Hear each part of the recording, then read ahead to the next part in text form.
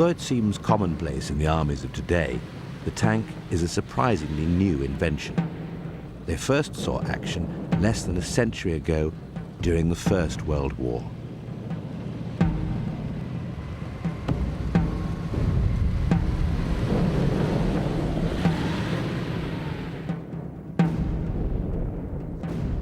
But it was in the maelstrom of World War II that this devastating invention was to find its destiny as the biggest tank battles of history raged.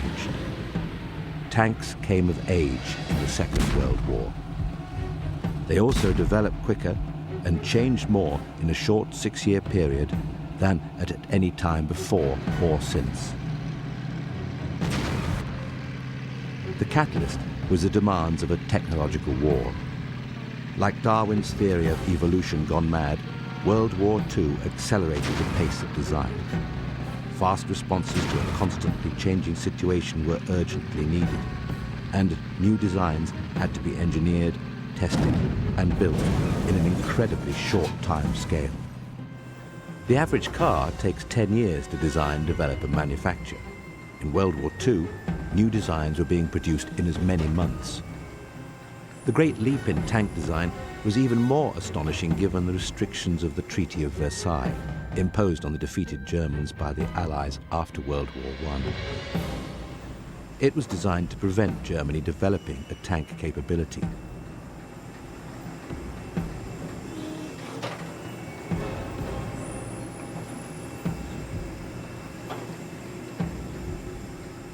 In 1936, only 3 years before the outbreak of World War II, Germany was heavily reliant on the small and ineffective Panzer I. It was little bigger than a modern family saloon car. But in 1939, 1,200 were in frontline service, and they formed the bulk of Germany's tank forces. The Panzer I is really hardly worth considering as a fighting tank. It was designed originally for training. It just had a couple of machine guns in its turret. And apart from reconnaissance, you wouldn't dare send it out against other tanks. The majority of them were therefore converted to the sort of command tank role. And the purpose of a command tank is really just to provide transport for a battalion commander in the field. In other words, he can go out with his troops in their tanks, he can keep contact with them on the radio, but he's in a vehicle that will match theirs across country and gives him roughly the same sort of protection. The thing's fitted with a machine gun if he really gets into a sticky situation, but he's not meant to be fighting. He's meant to be keeping an eye on the situation and an ear and commanding his troops in action. In the space of 3 short years, German tank technology would progress from the lightweight and inefficient Panzer I to the mighty Panzer VI, the Tiger, the most complete fighting vehicle of the war. As an example of evolution, the transformation from the Panzer I to this made the animal kingdom look positively static. Adolf Hitler was the man who provided the impetus to develop the tanks of Germany's Wehrmacht. Hitler was a gambler, and he gambled upon bluffing his enemies into believing his tank forces were far stronger than they actually were. When Hitler precipitated the Second World War with his invasion of Poland in 1939, his tank forces were questionable at best, but the gamble succeeded by the application of a new tactical doctrine, Blitzkrieg, championed by General Heinz Guderian. Against Poland, the German command discovered a number of things which were very important. A, they didn't have the right kind of tanks. The Mark I's and Mark II's were undergunned, and the second thing they discovered was you can let the tanks run as fast as you like, but it runs out of fuel, and also tanks need maintenance. The other thing they discovered was that their artillery support was horse-drawn. Well, obviously the rate of advance between a horse and a tank is rather different. The other thing they discovered was that their motorized division was really much, much too cumbersome. So the Germans learned a great deal from Poland. And the final lesson they learned was this: do not use tanks in a city. At the end of the 19th century, when he proposed his theory of evolution, Charles Darwin noted that there were many branches which led to unsuccessful species and hence to extinction. Of course, Darwin was talking about animals, but tanks, it would seem, followed exactly the same rules. In 1939, it was understood that tanks in the coming war would need to be able to deal with two kinds of different situations. The first was tank versus tank actions.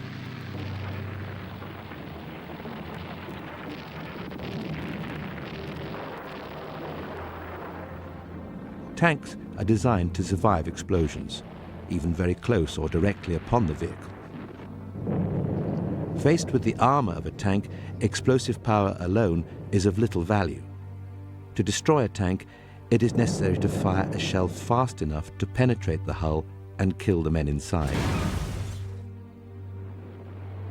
Provided the target was close enough, the armor of most tanks of 1939 and 1940 vintage could be penetrated by relatively small caliber anti-tank weapons, such as the 50mm gun which equipped these Panzer IIIs. But armor-piercing weapons were only useful in combat against other tanks. In action against infantry in buildings and artillery targets, tanks needed to fire a high explosive round to kill the unprotected men and disable the guns.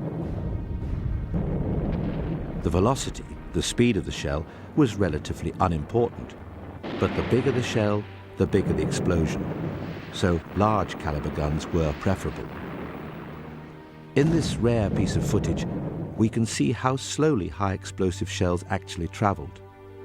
In slow motion, we can clearly see the shell leaving this German self-propelled gun as it flies towards its target. The explosion is no less impressive for the slow speed of the projectile. To achieve this destructive power and a tank-killing capability, a balanced tank force needed a mix of both anti-tank and high-explosive capability. In the opposing armies of 1939, two different solutions were found.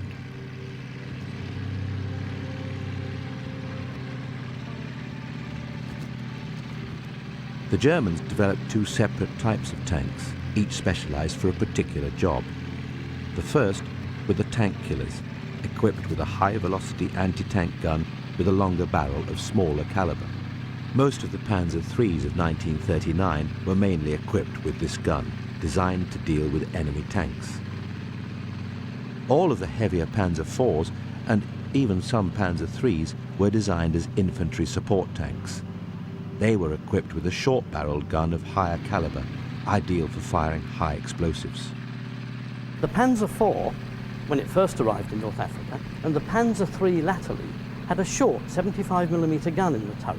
This gun was designed to fire high explosive, and it therefore served in what's known as the close support role. That means the tank stays close to the infantry and uses the gun to deal with the kind of opposition they've got to face: machine gun positions, blockhouses, and light artillery. It is not really to be judged as an anti-tank weapon in the same way as, say, the British 2-pounder or the American 75. But it's a question really of the use a tank is meant to be put to, and this tank was designed specifically to deal with those targets that the high-velocity anti-tank gun can't cope with. In contrast to the Germans, who had two types of tanks, one solution tried by the armies of both France, America, and Russia was to house two types of gun in the same tank. This produced the massive multi-turreted tanks, like the Char B and the Lee Grant tank. The dual turret idea was a failure, an evolutionary blind alley which was cruelly exposed on the battlefield. The two turrets made the tank difficult to operate. It was impossible to coordinate the guns, and the sheer size of the machines presented a huge target that was difficult to miss. With the figure of her commander perched some 15 feet above the ground, it is easy to see why this Lee Grant could not be successfully hidden on the battlefield.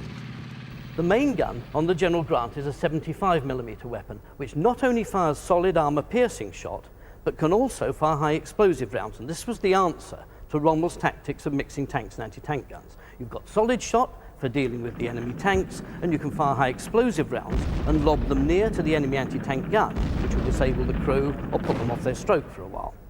The disadvantage on this particular tank design is that the main gun is down here in the hull. You can see there's a conventional anti-tank gun in it, but this is the gun that does the business, and having it low down in the hull is a handicap. It is quite clear from the height of this tank and the position of this gun that there'll be a lot of tanks sticking up in the air when it's trying to hide behind a ridge and shell an enemy position.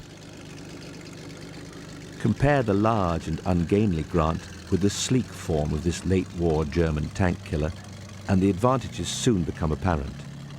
A low silhouette which presented a squat target was difficult to hit, and sloping armour deflected shots away from the vehicle. As the war progressed, the same course was ultimately adopted by all sides, which was to combine both an anti-tank capability and an infantry support role in one vehicle by mounting the largest possible high-velocity gun. The larger caliber effectively gave it a good high-explosive firing capability, as well as a deadly killing power against other tanks. In the Polish campaign of September 1939, the German generals would have loved to have such excellent tanks. Nonetheless, they were still able to provide a quick and complete victory for Hitler, despite extreme reservations about the suitability of the available tank designs and the limitation of the new tactics. Despite the concerns of the generals, Hitler had triumphed in Poland. Now his gambling instincts ran unchecked. Hitler turned his attentions to the invasion of France, and his generals grew nervous. They knew that this time there would surely be no repeat of the easy victory won in Poland. Hitler's combination of political brinkmanship and calculated gambles had disguised the fact that the German army at this time could deploy only 2,000 tanks. The British and French could count on 4,500. Not only were their numbers inferior, but many of the tanks deployed by the Germans were of limited fighting value. As we have seen, one of the main offenders in this respect was the tiny Panzer I light tank. Seen here in Bovington, this machine still bears the evidence of the shells fired through the hull which disabled it. The ease with which the thin armour of the Panzer I could be penetrated had been cruelly exposed in Poland, but some 520 machines still had to be engaged for the coming invasion of France. There was simply no alternative. Of far greater military value was the Panzer IV, then one of the best tanks in the world. But in 1940, only 200 of these machines were available, which meant that the best and most heavily armoured tank available to the Wehrmacht accounted for less than 10% of the tank force. It was an oversight which could potentially have been disastrous, as throughout its long career, the Panzer IV was to prove a remarkably versatile design. There are those who say that if the Germans had stuck to the Panzer IV and built large numbers of them, they'd done a lot better than messing about with tanks like the Tigers and Panthers. The reason is that this was a superb all-round design. It was in service when the war broke out. It was still an effective frontline tank at the end. And the reason is that the Germans built expandability into the design. Its armour thickness increases 2 or 3 times over the wartime period, and that does not affect the tank's performance at all, although it's getting heavier. And the gun, although it doesn't increase in calibre, certainly increases in size from a short-barreled 75 to this long 75, which enabled it to keep pace with developments on the other side. Taken together with the Mark III and IV, the German tank force on the eve of the decisive battle in France deployed 500 Panzer Is, 1,000 Panzer IIs, 350 Panzer IIIs, 200 Panzer IVs, and 400 of the Czech-manufactured Panzer 38Ts. This very high proportion of light tanks would have proved hopelessly inadequate later in the war, but in 1940 evolutionary forces had not yet begun to work, and the light tanks were still capable of doing the job, but only just. But as the history books testify, Hitler was to triumph as completely in France as he had done in Poland. He did so for 2 reasons. Firstly, there were the poor French and British tank tactics. Although some pioneering work had been done in Britain, it was the Germans who had developed Blitzkrieg to its fullest extent with the help of their future adversary, the Russians. As the Germans began to be very well aware, it was the Red Army under Tukhachevsky, under Chalebsky and others who were developing the theory of what is called deep battle. In other words, operations for deep penetration using a combination of tank troops and airborne troops and, if you like, motorized infantry. It was, in many respects, the practical experience which the Germans acquired in Russia, which I would regard as being perhaps the most decisive and even more important. The Russians at the same time were working out very, very complex theoretical backgrounds to this. So there was a coincidence, if you like, of the German interest and commitment and Soviet practice. One other significant factor which led to the German victory in 1940 was that the superior French tanks were distributed in small contingents throughout the army. The German tanks, on the other hand, were concentrated together in the new panzer divisions, superbly led by able commanders. The combination of efficient battlefield tactics and inspired leadership made the difference for Hitler. But it served to disguise the many weaknesses which existed in the tank designs themselves. By the time these flaws were discovered, mercifully for the rest of humanity, it would be too late. The German army in 39-40 was not particularly more mechanized than, say, the French army, but they made great use of being able to concentrate their forces. Much of the logistics was horse-drawn. They could range far and wide, but whenever they had to move their bases forward, much of their supplies, including the fuel, had to come in by horse. The result is that the pace of their ability to move their operations eastward was much diminished. During 1941, the real weaknesses of the German tank designs were still not discovered. Several false conclusions were drawn from the conquest of the Balkans and Greece. These easy victories supported the continued German belief that their tanks were the best in the world. Although the design work that was to lead to the Tiger had begun, there was little real urgency. Up to the summer of 1941, Germany's main adversary had been Britain, and British tank design lagged behind Germany's. In the North African campaign, the poor performance of the British Crusader tanks only gave fresh support to the German view that the Panzer III and IVs were at least equal to anything the Allies could throw at them. The Crusader was particularly badly designed, and it was plagued by a host of mechanical failures. Eventually, the British Army lost faith in their own tanks altogether, and in 1943, when the victorious British and American forces embarked from Africa for the invasion of Italy, all of the British tanks were left behind. Now, the Crusader is arguably one of the worst tanks Britain ever produced.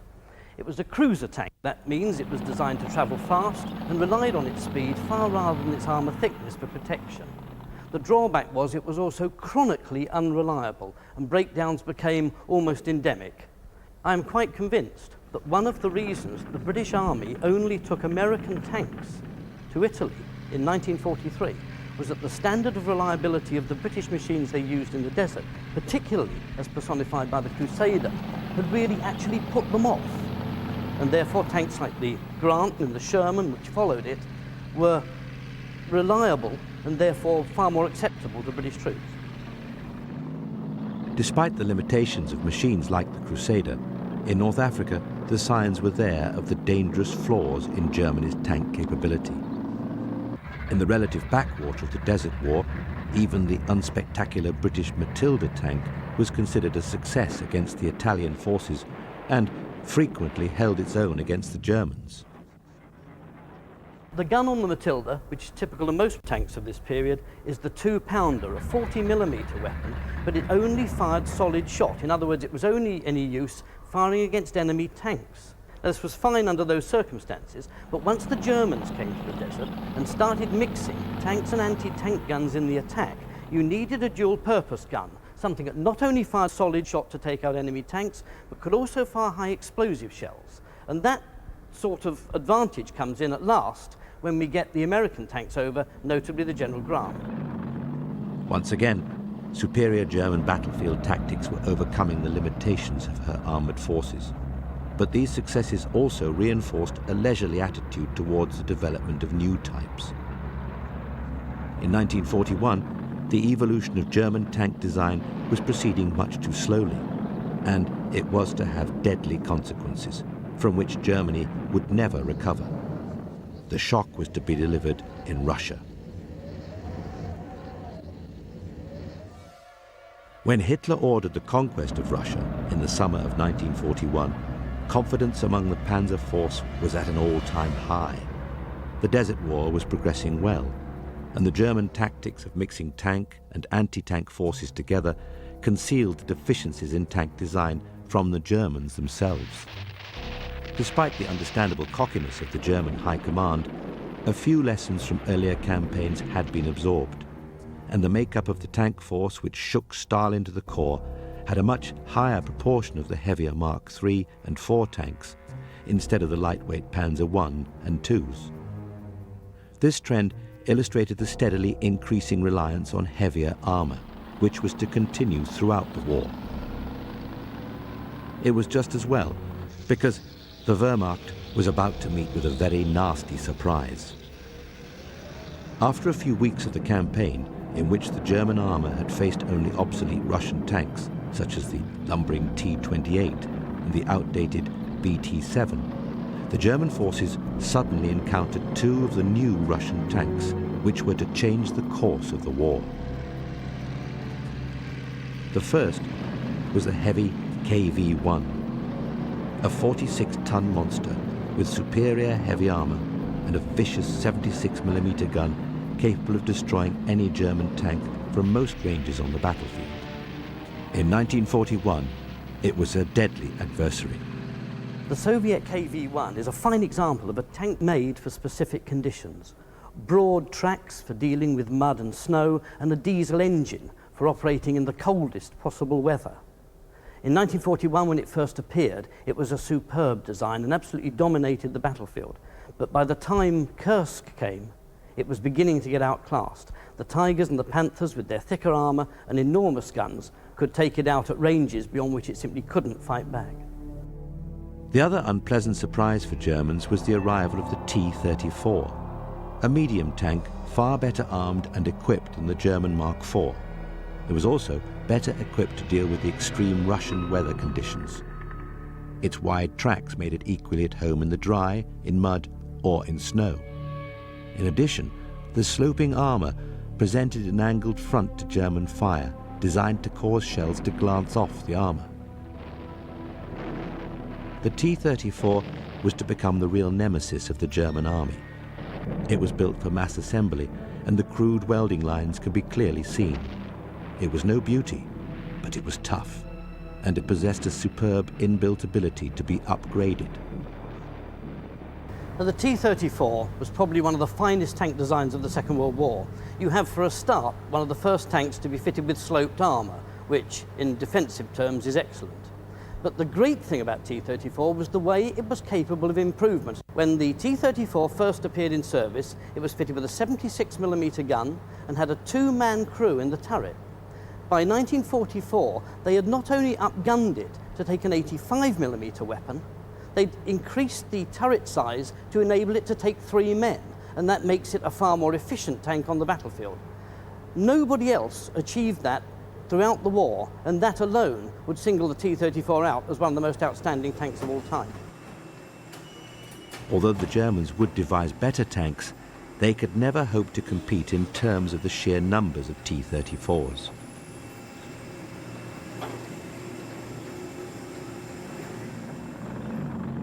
Now, the T-34 was the most prolific tank of the Second World War, and when you consider that the Soviets achieved that and moved their tank-producing facilities right across the country under German pressure, it really is remarkable. Just inspect the tank closely and you'll see how crude it is. The workmanship would make the average British or American factory worker weep, but that doesn't worry the Russians at all. They are out to produce as many crude, hard, tough fighting tanks as possible, and in the T-34 they achieved it, no doubt about that at all. It was by no means the best tank to emerge from World War II, but it was more than adequate for the task, and the huge numbers manufactured would ultimately tip the balance of the whole war. It was now, almost too late, that the German High Command began to urgently request new tanks with superior armor and more effective guns to combat the KV-1 and T-34. A new heavy tank was needed urgently, but it wouldn't be available for at least a year. To compound matters, mistaken assessments based on experience in France had led to even the heaviest German tank, the Mark IV, being equipped with short-barreled 75mm guns. While Germany scrambled to produce the new heavy tanks, the Mark IVs were urgently re-equipped with long-barreled 75mm guns. Extra welded steel skirts were also added as a defense against the new Russian hollow charge weapons. Measures like these helped to keep up the momentum of the German advance in 1942, but the panzer divisions were increasingly hard-pressed by the growing numbers of T-34s and KV-1s. What the Russians had tried to do was to bring in two new tanks, the T-34, which actually was the tank which had been tested in '39, and the rather heavier tank, the Klim-Voroshilov. But they'd only produced about 1,000 of each. So therefore, these T-34s were distributed in very small packets. And remember, the battlefront is about 2,000 miles long. So what do you do with 1,000 tanks? On the other hand, it did come as an enormous shock the first time the Germans encountered the T-34, because the T-34's armor, mobility, speed, and gunpowder was something they simply hadn't suspected.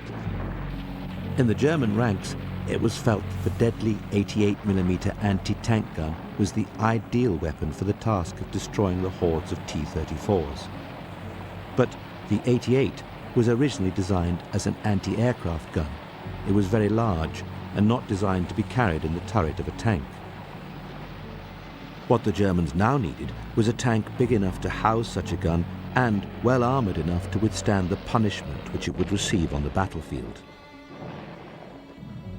It would take time to develop such a machine, and in 1941, one stopgap measure was to increase the production of assault guns or turretless tanks.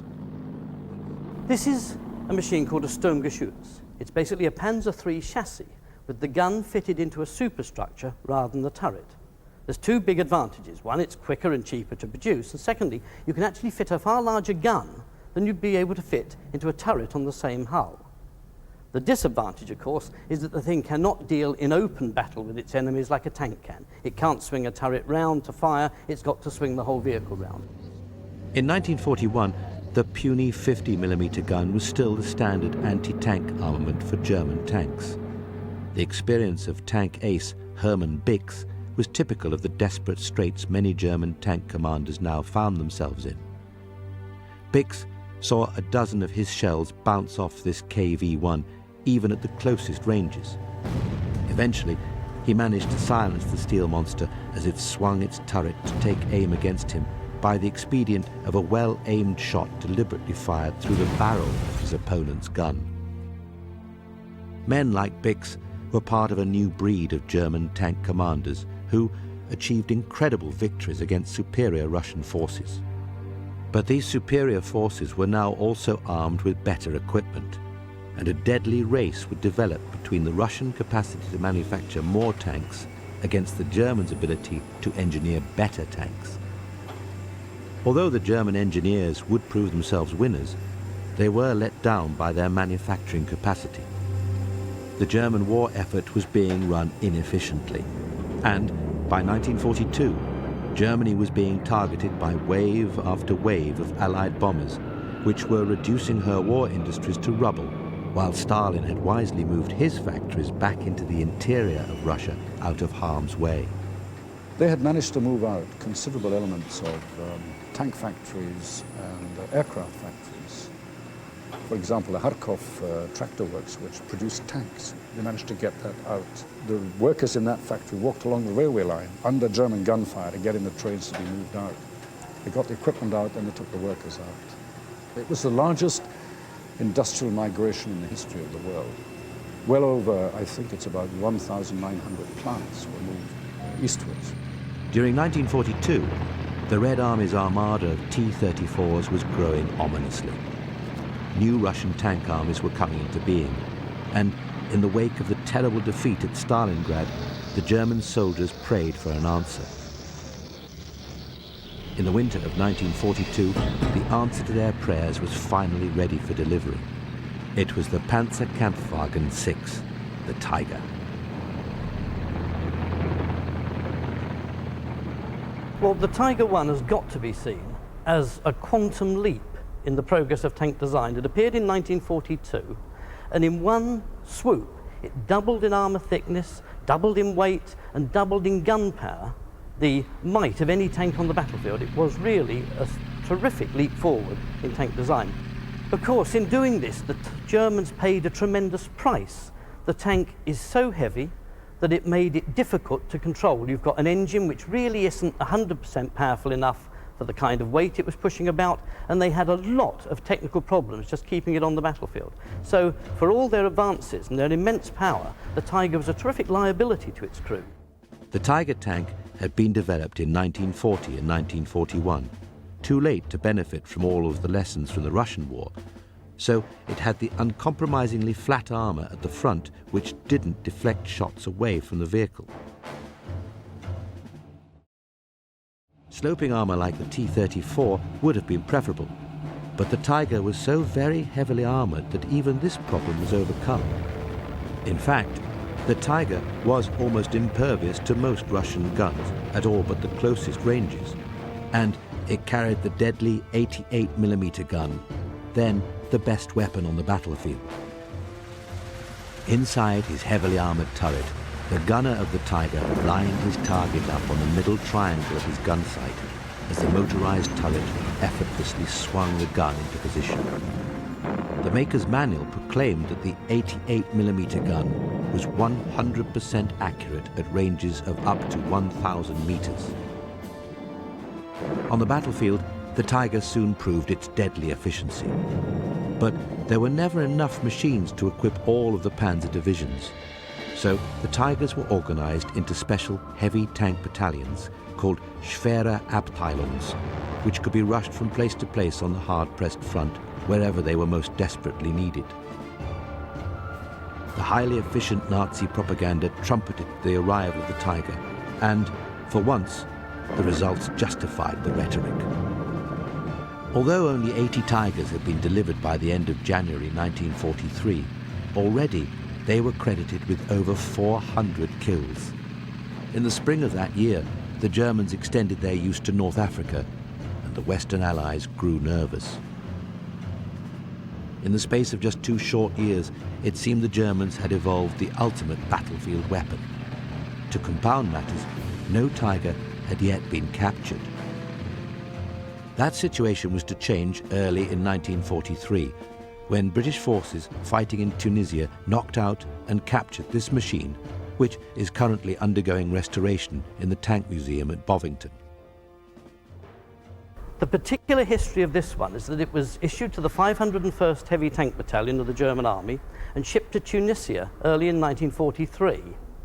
It came up against 48th Royal Tank Regiment, and 48th Royal tanks were then in Churchills, armed with a 57mm gun, which is against an 88 on this thing.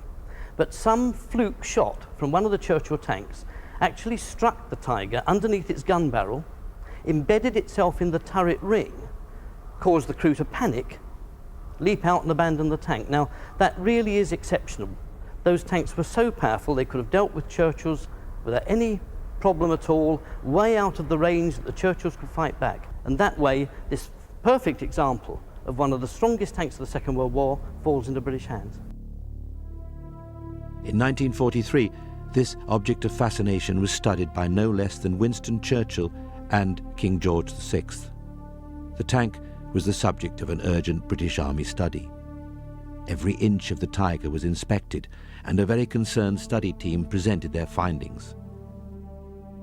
It was noted that the Tiger, with its heavy armour, dual-purpose armament, and first-class fighting ability, was basically an excellent tank, and constituted a considerable advance on any Allied tank. The study revealed its only real weaknesses were the limits imposed on mobility due to its weight, width, and limited range of action. but the study concluded that overall, the Tiger presented a very formidable fighting machine which could not be underrated. There was more bad news for the Allies. In tandem with the Tiger, the German armaments industry had also been developing a new medium tank to match the T-34. It would be ready in 1943. Although they would not admit it, many of the features of the new Panzer Kampfwagen V, or Panther, were copied directly from the T-34. The Panther had the same sloping armor, wide tracks, and a similar 75mm gun. Developed with breakneck speed and rushed into production, the Panther made its debut at the Battle of Kursk before they were really proven. Engine and transmission problems abounded. Engine fires were commonplace. Dozens broke down, and some vehicles went into their first action pouring fire from the exhaust pipes. Not surprisingly, the Panther was a disappointment at Kursk. But once it had overcome its initial teething problems, the Panther would prove itself the best medium tank of the war. Indeed, it was a far better vehicle than the T-34, but again the problem of short supply remained. It was never to be available in the quantities which the war in the East demanded. Although 6,000 would be built, that was never enough, as the numbers destroyed always kept pace with supply. The advent of the Panther and the Tiger represented almost the end of the evolutionary trail in World War II. German tank sizes had steadily increased from the 6-ton Panzer I through the 22-ton Panzer III, and now onto the 62-ton Tiger. It would reach a peak with the 70-ton Tiger B, or King Tiger. The weight and superior armor certainly made the difference, but quality had been achieved at the expense of quantity, and it was quantity which Germany needed. It has been estimated that from May 1944 until the end of the war, on any given day, on average, only 400 tanks were available for action in the entire German army. The Allies could call on some 20,000. With this tremendous disparity in numbers, it has been estimated that in the East, the German tank divisions would have had to destroy 10 Russian tanks for every one of their own which was lost.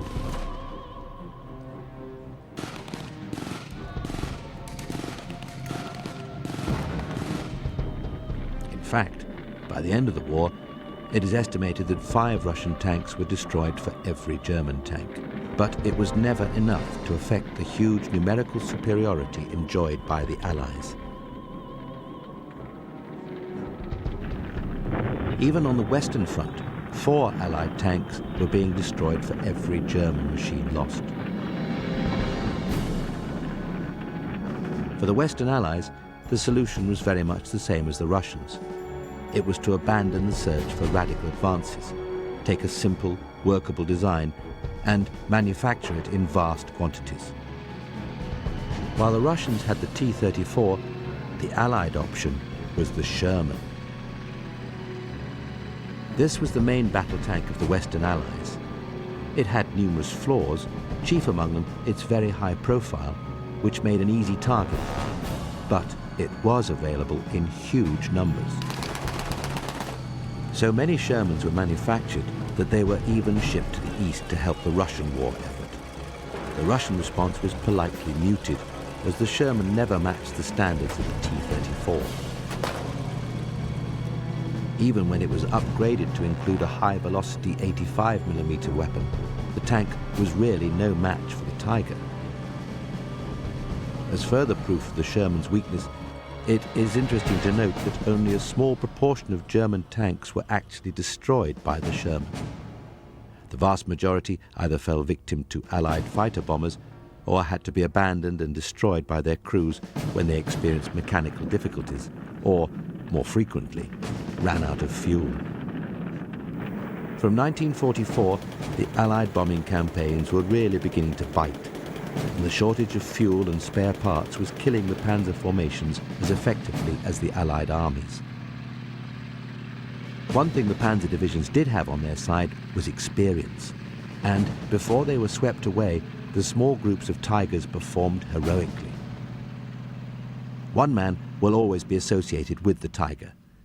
He was Michael Wittmann of the 1st SS Panzer Division.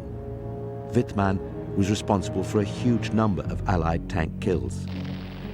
By June 1944, Wittmann and his Tiger had been responsible for more than 130 Russian tanks when he was transferred to the Western Front. Despite the skills of men like these, the Tigers were still being destroyed as fast as they were being delivered, and Wittmann himself fell in action in August 1944, his machine totally destroyed. Such losses were simply unsustainable. In 1944, despite the pressures of the Allied bombing raids, some 20,000 German armoured fighting vehicles were manufactured. But battlefield losses were running at some 23,000 machines. So the number of German tanks available in 1944 at the front line actually fell. During 1944, on average, there were never more than 70 Tigers available for action at any given time on the whole of the Russian front. The remaining machines were under short or long-term repair. It was this tiny force which forged a legend. On the Western Front, the Allies by now enjoyed total air supremacy, and the Allied Air Force was able to rove at will, destroying German aircraft on the ground. The high rate of attrition on their armoured force caused the Germans to cast around desperately for a solution. One successful expedient was to dispose with the turret of the new Panther tanks to produce turretless vehicles with less flexibility, but with heavier firepower. They were also easier and quicker to manufacture. 3 could be made for every 2 tanks. These tank killers were known by the German name Jagdpanther. By this stage of the war, German armour was fighting almost exclusively defensive battles, for which the Jagdpanthers were perfectly suited. They could lie in wait, firing from fixed positions. The Jagdpanther, shown here, is from the Imperial War Museum. It has had the side removed to permit the public to view the inside, but the sense of military efficiency still remains. It too bears the scars of the armour-piercing shells which disabled it in 1945. As with the turretless tanks, there was also a steady increase in size and armament in the tank hunters, which evolved from the simple Marder I, based on the Panzer I, to the ultimate tank-killing machine, the Jagdtiger, based on the upgraded Tiger II. Massive armour and a superb high-caliber gun made these machines deadly, but once again, the design and engineering effort took valuable resources away from producing simpler designs in the volume the Germans needed. The last Panzer to see active service was the moving fortress, which was the upgraded Tiger B, or King Tiger. It carried the huge 88mm high-velocity gun, which was deadly at almost any range on the battlefield. But only 470 of these machines were ever manufactured, never enough to seriously affect the tidal wave of armour now encroaching Germany on every side. But the Tiger and Tiger B still made a large impact in the closing months of the war. Now, the Tiger II is a remarkable tank by any standards. A bigger and more powerful gun than the Tiger I, and the armour is thicker and sloped, giving it a tremendous advantage. And when you think this tank came into service in 1944, it really looks almost good enough to use today. It's a considerable tribute to the German designers.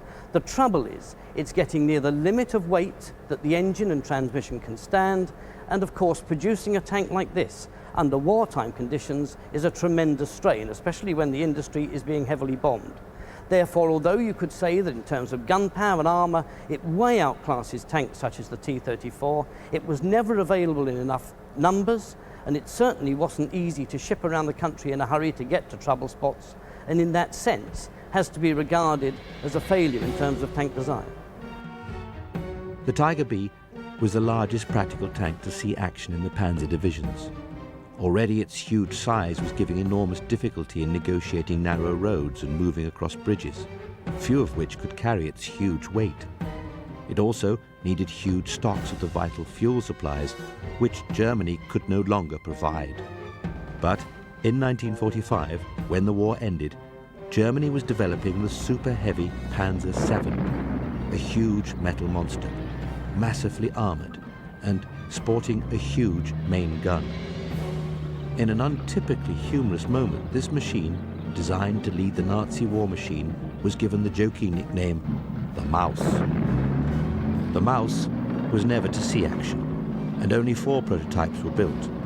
But it seemed that the crazed minds of the Third Reich would never give up the quest to be the best and the biggest, whatever the cost. But, as the humble T-34 had proved, in evolution, sometimes quantity matters as much as quality.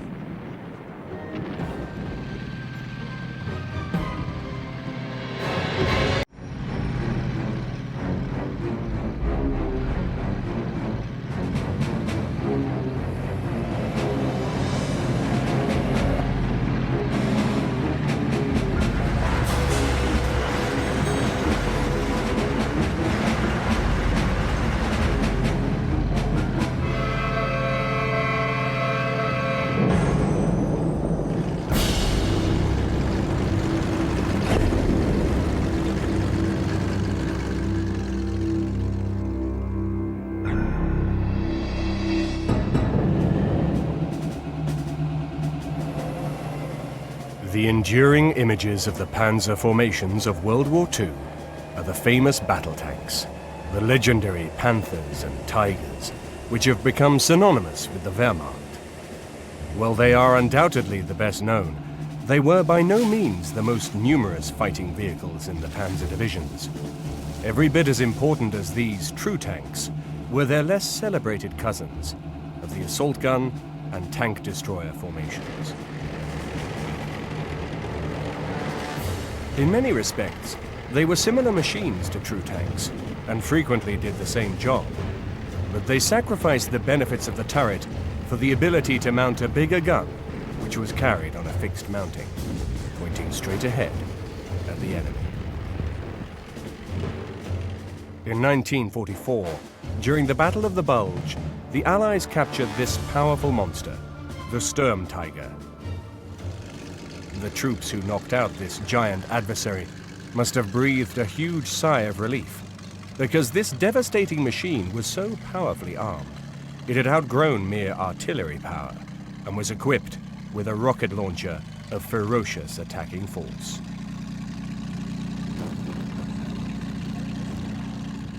It was designed to attack even the strongest fortification.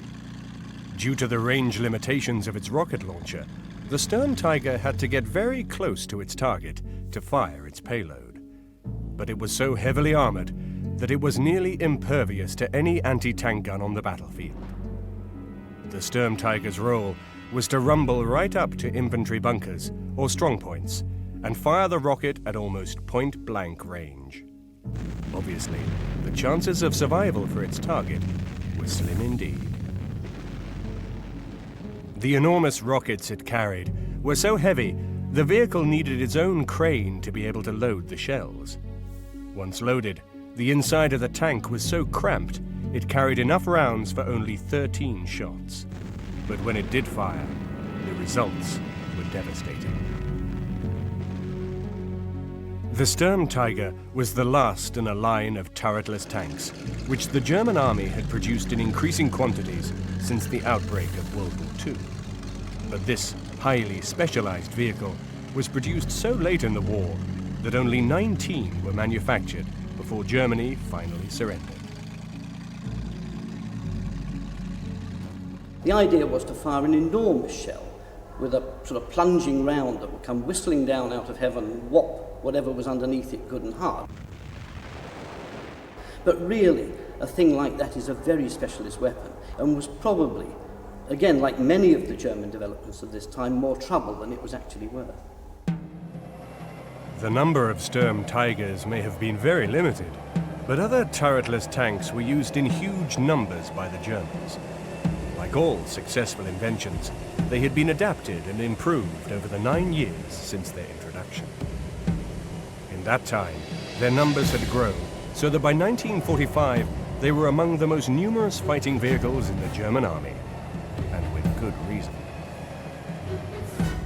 Many German crews didn't like some of their own vehicles, which were too heavy, too slow, difficult to handle, had bad accommodation problems, had too low ammunition storages. You can have lists and lists of this kind of thing.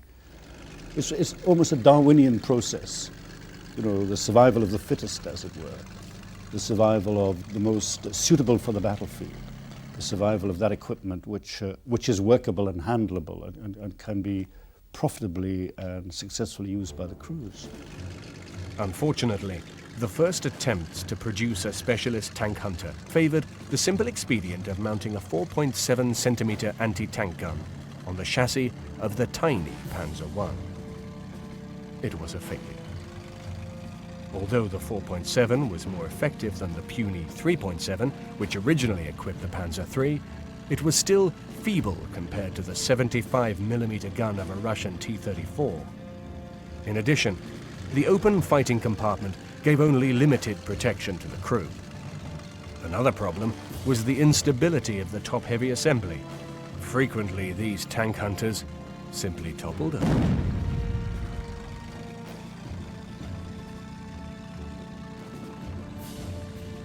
During 1942, frustrating attempts were made to improve upon the Panzer I in the form of the Marder II and III tank destroyers. These strange hybrids used the Panzer II chassis, the Czech 38T chassis, and sometimes even mounted a captured Russian 76mm anti-tank gun. They proved to be little more than an improvised stopgap in a steadily worsening situation on the Eastern Front. But they did go some way towards holding the advancing tide of Russian armor, while real tank killers could be developed. They discovered very early in 1941 that they didn't have anti-tank capability. They just didn't. So what they did, they improvised, and they took, as you know, the Czech 38T tank. It was a Czech tank built by Škoda, and stuck a captured Russian anti-tank guns on top of it. And that became, you know, the Marder III. The first Marder was actually an anti-tank gun stuck on a French Lorraine chassis. Well, that wasn't much good. But you really had to do something very quick. And the strange thing is that that whole series of German vehicles produced on the chassis of the Czech 38T and the 38D became really very successful. Partly because the chassis and the suspension was very good, and partly because they put the right guns on it. And so when you've got machines like that, which in fact perform very well, whatever their hybrid origins, if they work in the field, that's fine. But that's an extraordinary story, I think, of the marriage between Czech tank design, Russian anti-tank guns, and if I may put it this way, German adaptive engineering, and you get virtually a different weapon system, and a very successful one, and which in fact even outlasted the end of the Second World War. The first two specialized tank hunting machines proved to be almost as disappointing as the Marders. The massive Elephant looked good on paper. It was based on the 80 Porsche chassis, which had been built for a proposed rival to the Tiger. This gave the five-man crew the same all-round protection as the Sturmgeschütz. In addition, the Elephant was massively armored and sported the deadly 88mm gun. It made a much heralded debut at the Battle of Kursk. Despite all the portents, the Elephant proved to be an unmitigated disaster. They needed vehicles to get out to the Eastern Front, and so what the German Army did was they welded on the back end of this big chassis a citadel, armored it, and put a big 88mm gun. What they failed to do, however, was put a machine gun on it, and so you had Russian infantry climbing aboard and burning the crews. Soviet tank hunting teams had a field day. The hapless crews inside the Elephant had no means of effective resistance against infantry, and 40 of the 80 Elephants deployed at Kursk were destroyed in the first 2 days of fighting. It wasn't everybody's favorite. It was very difficult to handle. It was a huge target itself. I mean, who wanted to be burned alive or blown to pieces in one of these things? So very rapidly, the German Ordnance Corps develops a machine gun that all you had to do was pop the hatch, stick this thing out, and it had a curved barrel. And you could hose the vehicle off with this curved barrel weapon. So a very innovative way to do things. The remaining machines were ignominiously withdrawn to be refitted with machine guns before being sent to Italy, where the survivors were destroyed in the battles following the Anzio landings. More effective in battle than the Elephant was the Nashorn, or rhinoceros. It also featured the fearsome 88mm gun, but inexplicably left the crew unprotected in an open fighting compartment.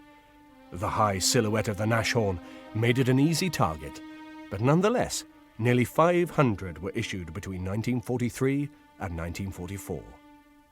The Nashorn was the chassis of the Panzer IV that they took the turret off of and put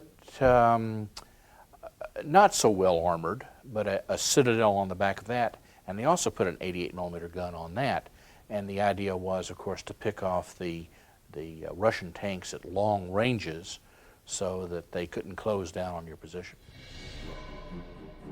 The Nashorn was phased out with the introduction of the first really successful purpose-designed German tank hunter, the Jagdpanzer IV. Manufactured by WOMAG, this sleek machine boasted low silhouette, a machine gun for close defense, and gave its crew the all-round protection of thick, well-sloped armor. The first really effective purpose-designed tank killer had arrived. But in 1944, it had arrived too late to tip the balance.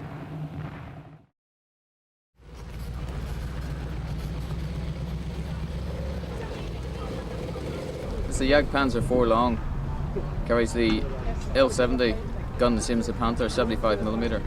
This is a early 44 model. It was abandoned late 44, captured by the Allies, brought back to this country for test and evaluation. Stayed here ever since. It had a 5-man crew, very cramped, very noisy, very dirty.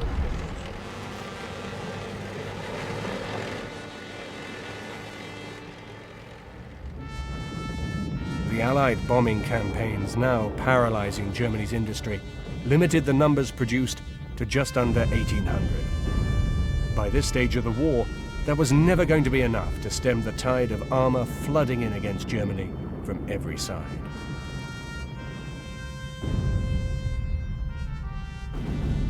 To complement the Panzer IV in these last-ditch battles, the Czech manufacturers, Praga, finally managed to produce a first-class tank destroyer. This was the Hetzer. Much smaller than the Panzer IV, it nonetheless packed a highly effective 76mm gun. Coupled with very good sloping armor, excellent mobility and a very low silhouette, this small vehicle, which resembled a miniature Panzerjäger, was deceptively powerful and was much loved by its crews. Fortunately for the hard-pressed Germans, the Czech tank works were reasonably efficient manufacturers, and some 2,500 machines reached the hard-pressed front lines. This is the Hetzer, and one of the things about it is it's a marked improvement over some of the earlier German anti-tank guns. A lot of the earlier German anti-tank guns were open, and as you can see, this vehicle is completely enclosed. It has a very high-velocity 75mm gun. It was made in Czechoslovakia. Very good suspension system, a very good engine, and the crews liked it very, very, very much.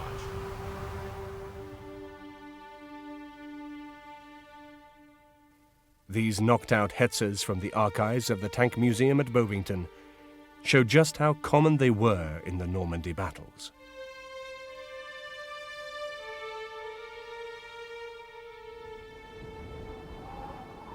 Supplied in even more limited numbers was the next machine to emerge from the German armament industry, the Jagdpanther. Based on the successful chassis tank design for the Panther tank, by following the principle of dispensing with the turret, the Jagdpanther could carry a high-velocity 88mm gun as opposed to the 76mm gun of the ordinary Panther.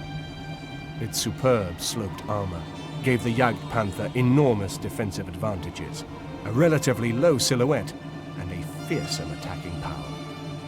However, production difficulties meant only 350 of this, the best tank destroyer of the war, ever reached the front. This rare footage shows a transporter train moving these precious machines to the hard-pressed Russian front. This is the Jagdpanther. It's been called the best tank destroyer of World War II, and that's probably the case. It has a very, very good gun. It's an 88mm gun. The Panther itself had a 75mm gun, but by doing away with the turret, you can lower the profile of the vehicle. You can armor up the front of this very, very well, and it became a very, very effective anti-tank weapon. The crews liked it, but it does have some deficiencies, not the least of which is the running gear. Now, if you notice, the running gear here is shaped very oddly. You have a single wheel here, but two road wheels here, a single here, two here, and so on and so forth. Well, one of the things that happens with this vehicle is mud gets up in here and it would freeze. And so you get up the next morning and you have a pillbox. That's one fault. The other problem, though, is notice that if this road wheel back in here, the one back in here, fails and you need to replace it, you need to take off 5 road wheels. This one, that one, this one, and this one to get to it. So there's a lot of maintenance involved in this vehicle. And two, back up here on the back deck, if you have to work on this thing, if it broke down, there are a lot of places where you have to work upside down and blind on it. And if you drop your tools, they're gone. In even shorter supply than the Jagdpanther was the cumbersome Jagdtiger, a veritable fortress on tracks. In keeping with the German practice of mounting larger guns into turretless tanks, the Jagdtiger mounted a massive high-velocity 128mm gun, which was so powerful it could destroy any Allied tank on the battlefield at almost any range. Fortunately for the Allies, only 48 were produced, and these so late in the war that even their massive firepower could not hope to thwart the inevitable tide of defeat. Most were destroyed by their own crews when they ran out of fuel, broke down, or had fired the last of their ammunition. This is the Jagdtiger, and this is a really bad idea. It's the chassis of the Tiger II tank.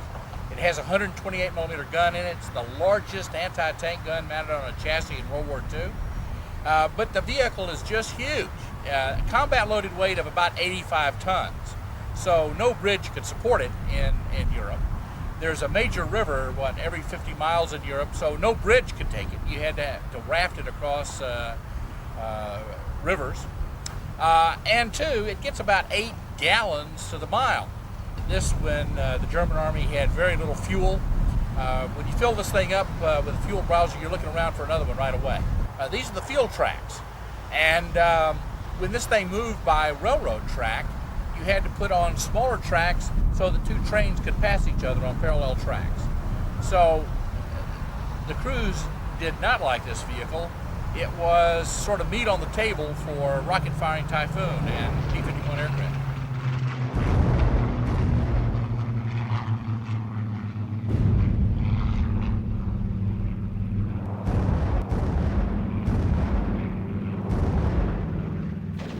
The stalemate of the trenches during the Great War had a lasting effect on all the participants in that appalling conflict. Germany had suffered more than any other nation from the grim years of the Great War, but it was the British who had found the potential means to unlock the stalemate. The introduction of the tank in 1916 could well have revolutionized the course of the Great War and broken the deadlock. But the potential of this new innovation was stifled by a lack of strategic vision in the British High Command, and the possibility of an early return to open warfare was thrown away by poor British tactics. By 1917, the first British tanks had fallen into German hands, and these captured British machines were soon copied and adapted to produce the first German machines. This is an A7V Sturmpanzerwagen, the first German tank to go into battle. It was knocked out by the British in 1918. These early tanks were produced too late to make an impact in the First World War, but the lessons were not forgotten by the German military men.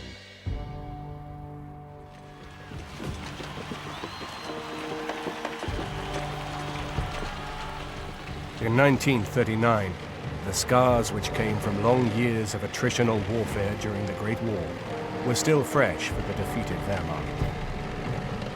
In consequence, Germany's new breed of commanders were determined not to repeat the mistakes of 1918. They saw the tank as a key element in that vision, and they embraced the new tactical doctrine of Blitzkrieg, or lightning war. Blitzkrieg tactics relied upon the possibility of fast, mobile operations, spearheaded by large concentrations of fast, well-armored battle tanks.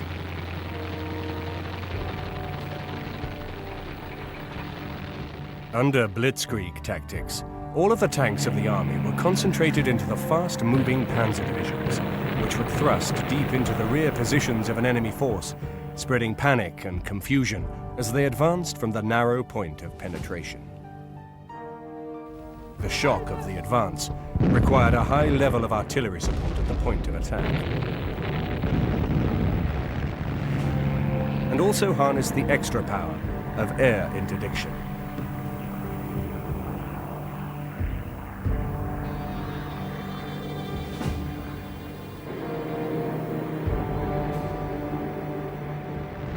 But in the 1930s, the bulk of Germany's heavy artillery forces was still horse-drawn. What this meant was that the advancing tanks and motorized infantry would rapidly outstrip the artillery support. Even mechanized prime movers like these half-tracks had their disadvantages.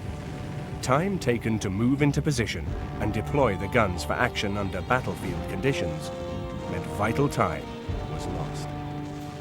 In battle, split seconds literally meant the difference between life and death.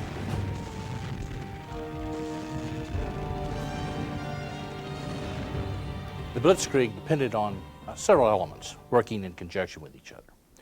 One was air support given by the Luftwaffe in the form of things like dive bombers, the Ju-87. And the other thing was artillery support. But one of the things about artillery in the German army during the Blitzkrieg era was that that was mainly direct fire artillery, that they were going after point targets because the Air Force was taking out also point targets. So they didn't have the communications equipment down on the lower levels to bring in massive amounts of artillery. In fact, the Germans never do develop that during World War II. Nor do any other armies except for the American Army. If artillery was to play a real role in the new mobile warfare, it needed to be able to operate as close to the battle zone as possible. But the closer artillery pieces got to the action, the more vulnerable the gunners were to enemy fire. What was needed was an assault gun, a mobile artillery piece which could keep pace with the mechanized infantry, afford the gunners a measure of protection, and provide support on the battlefield at short notice, where it really mattered, in the very front line. A fully armored and fully tracked mobile gun platform therefore had great appeal from the point of view of both mobility and crew protection. It also provided a means of providing close artillery support fire right in the very front line. Orders were dispatched for prototype vehicles. The successful prototype was produced in 1936 by the Olcott Company. The final vehicle was actually constructed from two separate elements, and it mounted a heavy 75mm gun on a Panzer III tank chassis. The 75mm was a heavier weapon than could normally be carried on a Panzer III, but the extra space for the heavier gun was achieved by dispensing with the turret and setting the gun on a fixed mount with a limited traverse. The Sturmgeschütz was born. These are vehicles called Stug. They're the chassis of the Panzer Mark III. And when the Germans realized that the Panzer III was obsolete on the battlefield, they took the turrets off and installed these weapons up on the chassis. The one here in the foreground has a 105mm gun and is mobile artillery in effect. And the one in the background has a 75mm gun and is an anti-tank weapon. Both of them were very effective vehicles on the battlefield. Naturally, the grenadiers fighting in the front lines welcomed this development with open arms. Here was an artillery piece which could fight with the infantry at the crucial point of the battlefield and move at their pace.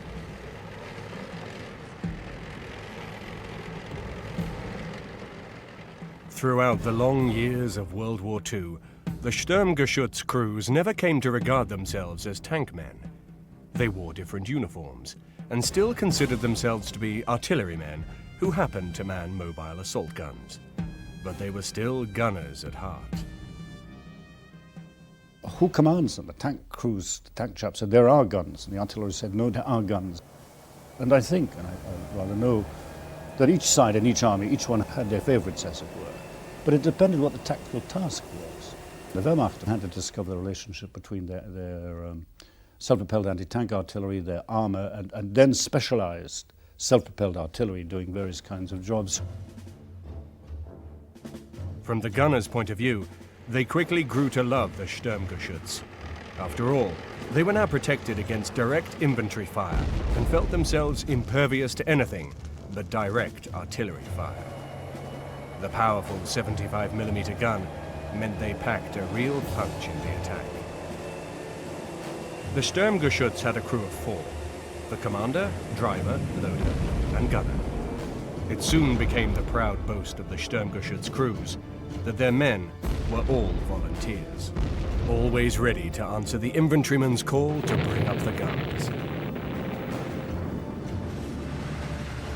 The new assault gunners took to the role with great enthusiasm. Although the cramped interior of each Geschütz officially had room for only 44 rounds, the crews soon found that they could carry 90 rounds of ammunition by stacking extra rounds in layers on the floor of the vehicle. This meant the guns could stay in action for longer and continue to give their support to the infantry for longer periods. In the coming years, that would be a great advantage.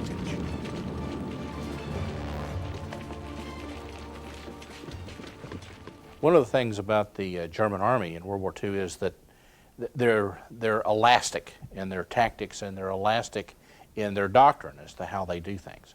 For instance, in the Stug, I forget how many rounds the thing carries right now, but they would stick as many rounds as they could get into the thing, and they would be awash in rounds inside that vehicle. And the vehicle is not very roomy to start with, but they found very, very innovative ways to stick rounds into the vehicle. Despite the early signs of promise, these first machines were produced in small numbers, and only 30 Geschützes were available for the French campaign of 1940. But they acquitted themselves well in their first actions. Orders were immediately given for the production of a further 500 machines. These machines equipped the first Sturmgeschütz batteries which served in the Blitzkrieg campaigns through the Balkans and into Russia. It's not going to fight like a tank in the normal sense. It's not going to get into direct assault action. It's going to support the tank by bringing in wider natures of firepower, more high explosive and that kind of thing. The great advantage of a self-propelled gun is that you can get a larger gun onto a given chassis than you could if it was in a turret. And you do that, as in the case of the machine behind me, by putting a 75mm gun into a fixed superstructure on the tank, where in a gun tank you'd probably get no more than a 50mm gun onto the same chassis. Initially, Sturmgeschützes were organized into independent battalions. Each battalion was composed of 3 troops, which originally had 6 guns each. The commander of the battalion also had his own vehicle. In later years, the number of vehicles in each troop was raised to 10, and the battalions were renamed as brigades, which in theory fielded 31 Sturmgeschütz. In practice, these ideals were hardly ever achieved, and then only highly favored formations received the full complement. In battle, these independent brigades were then allocated to support infantry formations for a specific action, and came under the command of the infantry they were ordered to support. As the war grew, the Sturmgeschütz commanders naturally gained a wealth of battle experience, gained from almost constant exposure to action. So in practice, it was frequently the infantry commanders who took the lead from the more experienced assault gun leaders. The official regulations stressed that the Sturmgeschütz should be employed en masse, but the constant demands of a terrible war meant that they were more often employed as single battalions, or even single machines. One shortcoming of the early Sturmgeschütz was the lack of a machine gun for close support against enemy infantry. A number of Sturmgeschütz had been lost to Russian infantry, which could have been avoided if the crew had had the means to fire back at close range. One of the things that both tanks and assault guns need is a machine gun. And in fact, one of the big mistakes the Germans make in World War II, they don't put a machine gun on it. Now, if you think about that for a little bit, Russian infantry learns real quick that they can climb on top of this vehicle, pour gasoline into the top and torch the crew, detrimental to health and morale. But a machine gun is vital for the close defense of your vehicle and to protect other vehicles. The lack of close defense capability was rectified in 1941 with the introduction of the machine gun mounted on the Model E, of which a further 272 were produced. The Sturmgeschütz made a valuable contribution to the success of Operation Barbarossa, but despite the initial successes, by late 1941, it was apparent that the German armored force as a whole was seriously undergunned. The armored forces of the Wehrmacht were in danger of being swamped by the new Russian T-34 tanks.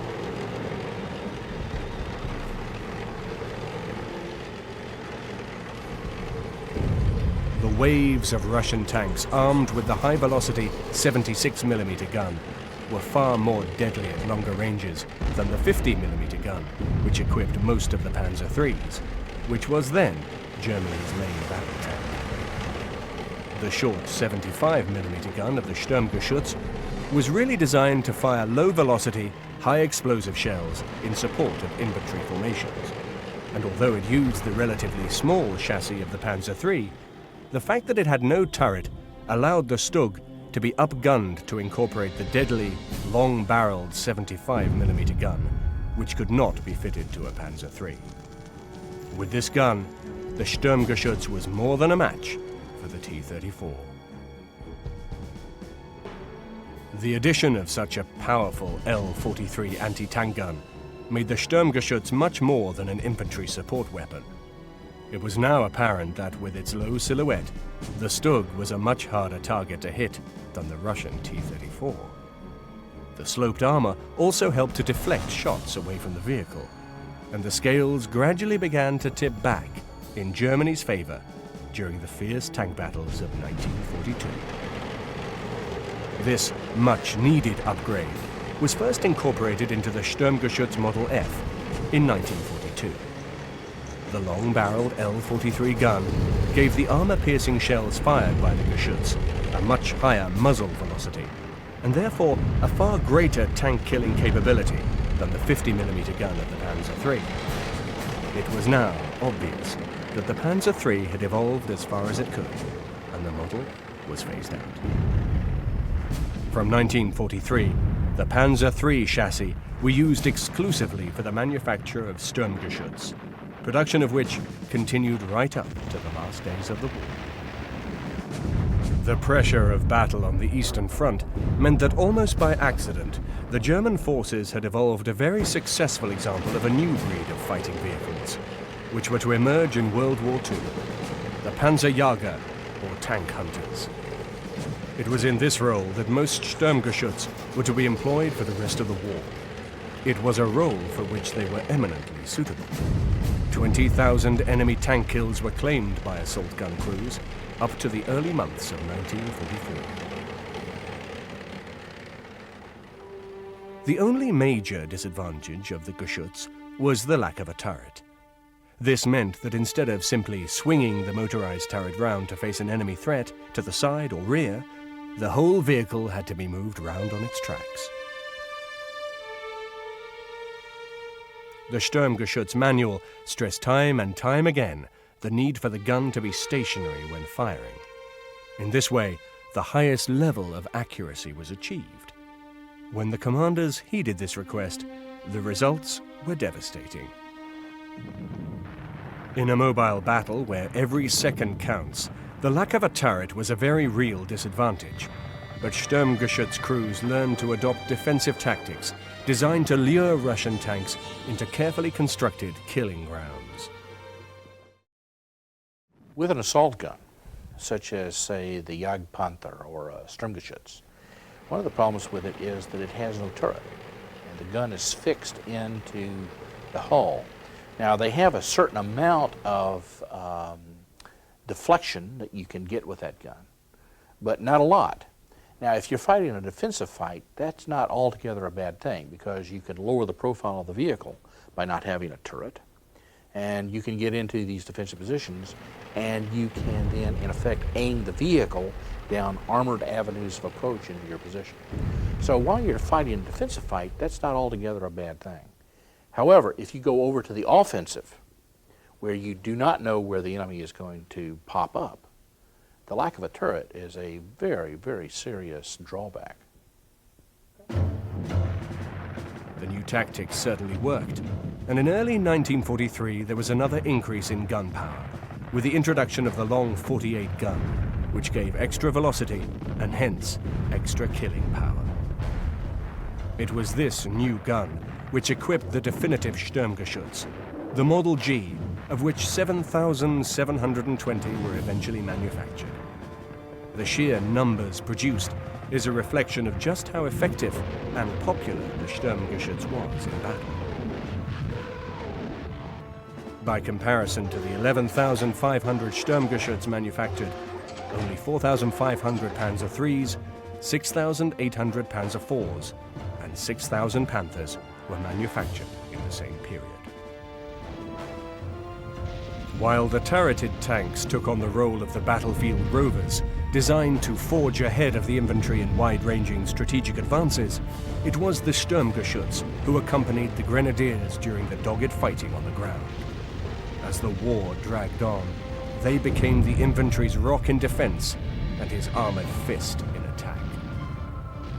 By 1943, the Sturmgeschütz was an indispensable part of both the Panzer Division and the ordinary infantry division. The infantry soon came to know that as long as the Geschütz were in the line, things were in control. Extraordinary results were achieved by skilled crews in Russia, who sometimes accounted for dozens of Russian machines in a single action. In those actions, a major issue for the Sturmgeschütz commanders was the limited fuel and ammunition capacity of their cramped vehicles. This produced a constant need to leave the battlefield to refuel the vehicles and reload with ammunition. As the war progressed, the soldiers in the front line increasingly took strength from the presence of the Geschütz, so the tactical manual for their employment went to great lengths to stress the importance of the Sturmgeschütz commander in keeping his infantry commanders informed that his guns were leaving the line only to rearm and refuel.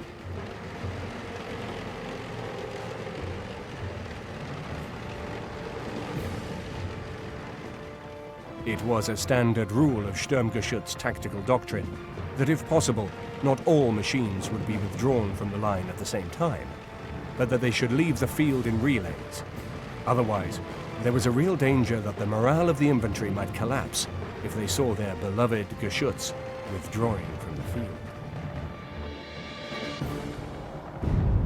Despite its undoubted success as a tank killer, there was still an infantry support role for the Sturmgeschütz. The low-trajectory 7.5-meter gun was an excellent anti-tank gun, but to reach infantry hiding behind obstacles or other terrain features, a high-trajectory howitzer was still required. A further 1,100 Sturmgeschütz were therefore manufactured with the 10.5 howitzer, which packed a deadly, high-explosive punch, which could be used in support of the infantry, either in attack or, more usually, desperate defense. The theory was that for every 2 troops of 75mm armored Geschütz to deal with enemy tanks, there would be 1 troop of howitzer-armed Geschütz to deal with the infantry. Problems with supplies of vehicles meant that this situation was very rarely achieved in practice. The tactics set down for cooperation between the 2 types of assault guns was that the guns armed with 7.5 guns would target any enemy armor, while the howitzer-armored vehicles would concentrate on the infantry who accompanied the tanks. In this way, countless Russian attacks came to grief on the bulwark provided by the Sturmgeschütz battalions. By 1943, the obvious success of the Sturmgeschütz in the field led the Allies to target the Alket factory, responsible for the production of Stug IIIs, for priority bombing. The resultant saturation bombing severely damaged the production factories. During the period of rebuilding, production was switched from Alket to Krupp's tank works, but Krupp's made Panzer IVs, not Panzer IIIs. During 1943, the 1,500 Sturmgeschütz which were manufactured by Krupp's used the Panzer IV tank chassis, combined with the highly successful L-48 gun. These machines were known as Sturmgeschütz IVs, but were no less successful than the old Stug III. The welded steel skirt were added to all Stug IIIs and IVs from 1943 onwards as a protection against the new hollow charge infantry weapons which had wreaked so much damage since their introduction in late 1943. Well, each tank had its own characteristics and for particular operational tasks. And you can see in the German evolution of German Sturmgeschütze, the German assault guns, some had very long wartime lives, which was astonishing. They proved to be sturdy, they proved to be reliable, and they proved to do their job quite well. And they were to the satisfaction both of their crews, and they fitted well into the tactical scene. By the end of the war, no less than 30,000 enemy tanks had been destroyed by the Geschütz crews, a ratio of approximately 3 enemy vehicles to every Stug deployed.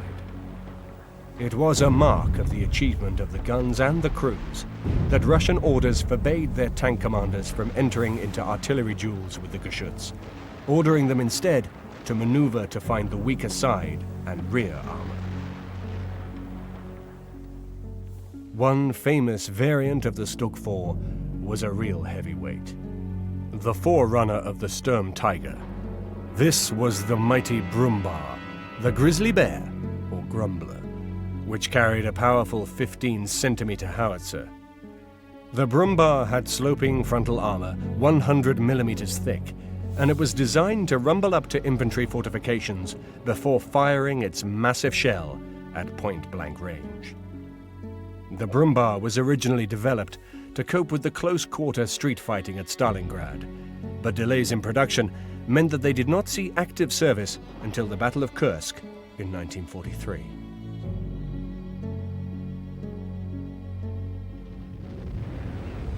After Kursk, Germany was largely fighting a defensive war, but on the few occasions when the Brummb saw action, they acquitted themselves well, and over 300 were produced by the end of the war. The Brummb that you see behind me is nothing more than the chassis of the Panzer Kampfwagen Mark IV with a big gun on it, mounted in the citadel, as you can see.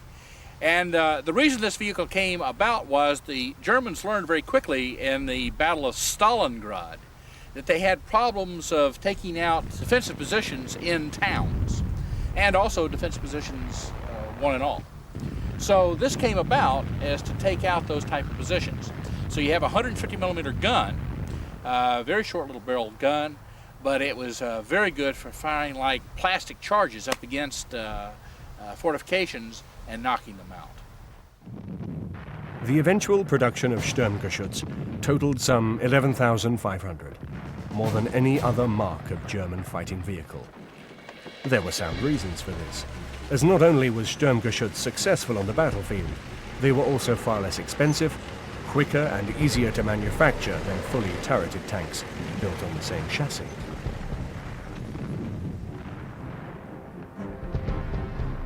This was a vital consideration for Germany's hard-pressed manufacturing industry. German armies on all fronts were desperate for armored fighting vehicles to stem the flood of Russian and Allied armor. So production resources were increasingly switched to the production of Sturmgeschütz, which were well suited to fighting a defensive war. In 1943, the role of Sturmgeschütz as protectors of the infantry was reversed when each increasingly precious gun was given its own dedicated squad of grenadiers to protect these valuable machines against the increasingly sophisticated weapons carried by Allied tank hunting teams. Although it was not purpose-designed as a tank killer, the Stug had provided a solid solution to the tank destroyer role, almost by accident. German attempts to produce a dedicated tank killer by design were far more troubled. The Sturmgeschütz experience had shown that by dispensing with a tank turret, it was possible to mount a much heavier gun on the existing tank chassis. Despite the inevitability of the final defeat, the men of the Sturmgeschütz and Panzerjäger formations fought like lions to the bitter end. Losses grew to frightening proportions, and many panzer divisions fought until literally the last machine rumbled into its final battle. Even by the last day of fighting, the ranks of the Sturmgeschütz crews were still filled mainly with volunteers, who did their duty in the face of almost certain death. In later years, it was to become the proud boast that when the cry went up from the hard-pressed grenadiers, they were always there to answer their call to bring up the guns.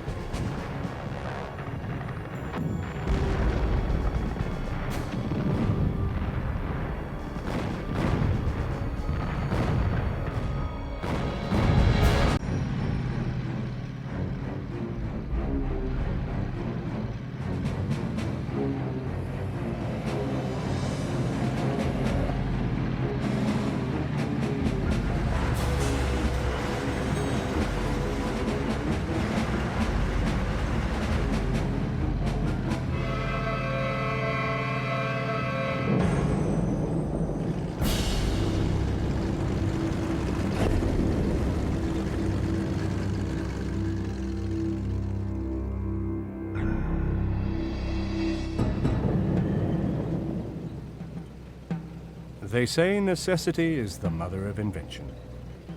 Time and time again, the forces unleashed by modern warfare have been shown to be the catalyst for massive change.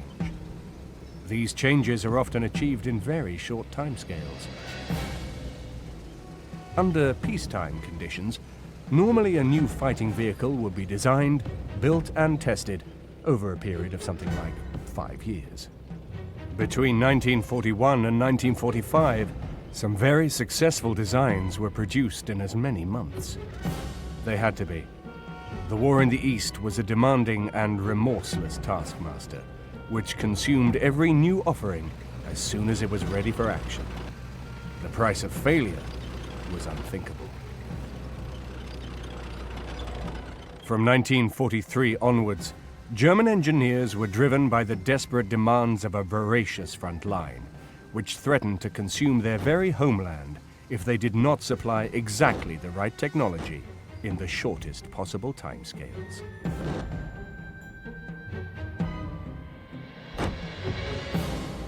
Despite the vile excesses of the regime under which they toiled, German factories produced an outstanding variety of armored fighting vehicles in an incredibly short period of time.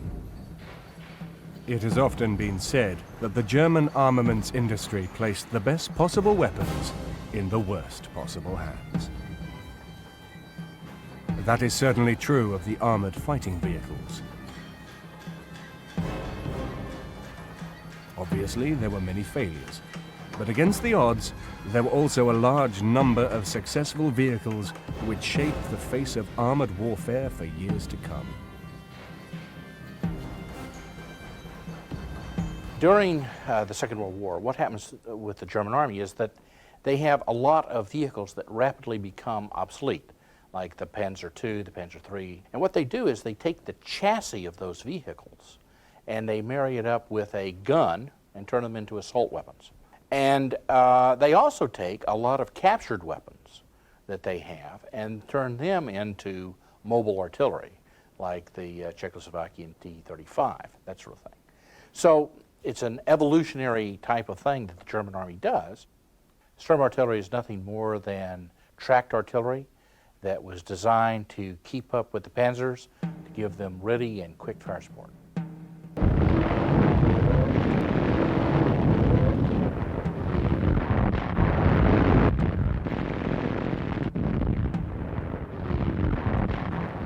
One successful new breed, born out of desperation by the demands of the Russian front, were the self-propelled artillery vehicles, which were rushed into production from the war-ravaged German factories to shore up the desperate defensive battles of that terrible conflict. A mobile artillery force, which could be rushed from place to place on the crumbling front, they were to supply the needs of a military situation which was declining on an almost daily basis.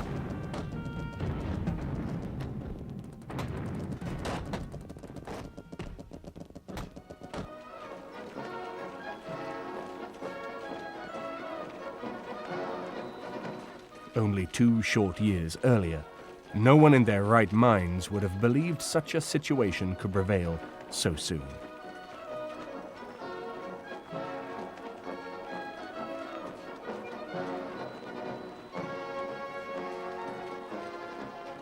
In the glory days of 1941, Adolf Hitler had appeared invincible. Hitler was a gambler. For 9 years, he was also a highly successful gambler. He made the right calls in the cutthroat political world of the Weimar Republic and Nazi Germany. He gambled on the annexation of Austria and of Czechoslovakia, and he called the bluff of Britain and France over the Treaty of Versailles. And his inspired combination of guesswork and aggression precipitated the spectacular fall of France in 1940. But like all gamblers, eventually the lucky streak runs out. Hitler's luck ran out when he began to believe in his own invincibility and to ignore the lessons of history. In the 18th century, the invincible Swedish army of Charles the Bold had been destroyed in Russia. In the 19th century, Napoleon had seen his grand army wither and die at the infamous campaign of 1812. And even the all-conquering British army of the Victorian era had received one of its few reverses with an unsuccessful, dismal campaign in the Crimea, marked by disease, hardship, and despair. But spurred on by the great successes in the West during May 1940, Hitler drove his forces on into Russia. They were to come unstuck on almost exactly the same battlefields as Napoleon had before Moscow, and in 1944, the Crimea was to spell disaster for German troops, with losses on a scale which the British Army could not have believed possible. In late 1941, Operation Typhoon ground to a halt on the very outskirts of the great city of Moscow, near the site of Napoleon's battlefield of Borodino. And in 1944, a whole German army was lost in the same Crimea which the British had failed to take during its own campaign. The lessons of military history were there for all to see, but Hitler chose to ignore them. One of the reasons for his arrogance was his irrational belief in the power of particular new weapons to achieve decisive results where others had failed. This was a trait which was to take on a fantastical quality later in the war, but there was a tiny element of rationality in his thinking. He had certainly been proved right when the new panzer divisions had sliced through the Ardennes to capture France, and who could blame him for believing the same thing was possible in Russia? especially with weapons like the mighty Karl super mortar at his disposal.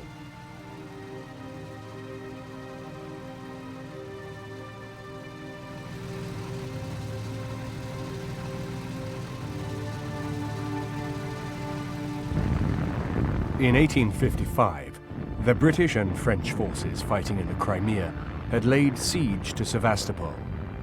90 years later, the German forces fighting in the Crimea were to do exactly the same thing. The siege mortars fired in the 1854 campaign by the British troops were later echoed in the mighty Karl series, monsters deployed by Hitler's forces in 1942. At the time of Hitler's siege of Sevastopol, 6 of these enormous self-propelled guns could be called up. This time, there would be no protracted siege or stalemate. The massive artillery support from the Karls helped shatter the Russian defenses, and Sevastopol fell into German hands in 1942. These monster machines rolled around on fully tracked chassis, with 11 road wheels on each side, and their massive 54-centimeter guns fired a shell which weighed an astonishing 1,577 kilograms. Only 6 were ever built, but these 6 were enough to secure Sevastopol for Hitler, where the British had failed. Each of these massive guns were given a name. The first 4 were called after the Norse gods of mythology: Thor, Odin, Loki, Zui, and the last 2, rather bizarrely, after the biblical figures, Adam and Eve. The Karl was a gigantic 60-centimetre mortar mounted on tracks, self-propelled mounting. It weighed 124 tons and really was completely out of court as far as a fighting vehicle is concerned, and you'd have to consider it more or less a piece of fixed artillery that could just about move, rather than self-propelled artillery in the conventional sense. What had happened was that in the First World War, the Austrians had demolished some enormous Belgian fortresses by using horse-drawn and tractor-drawn artillery and mortars of a very heavy caliber.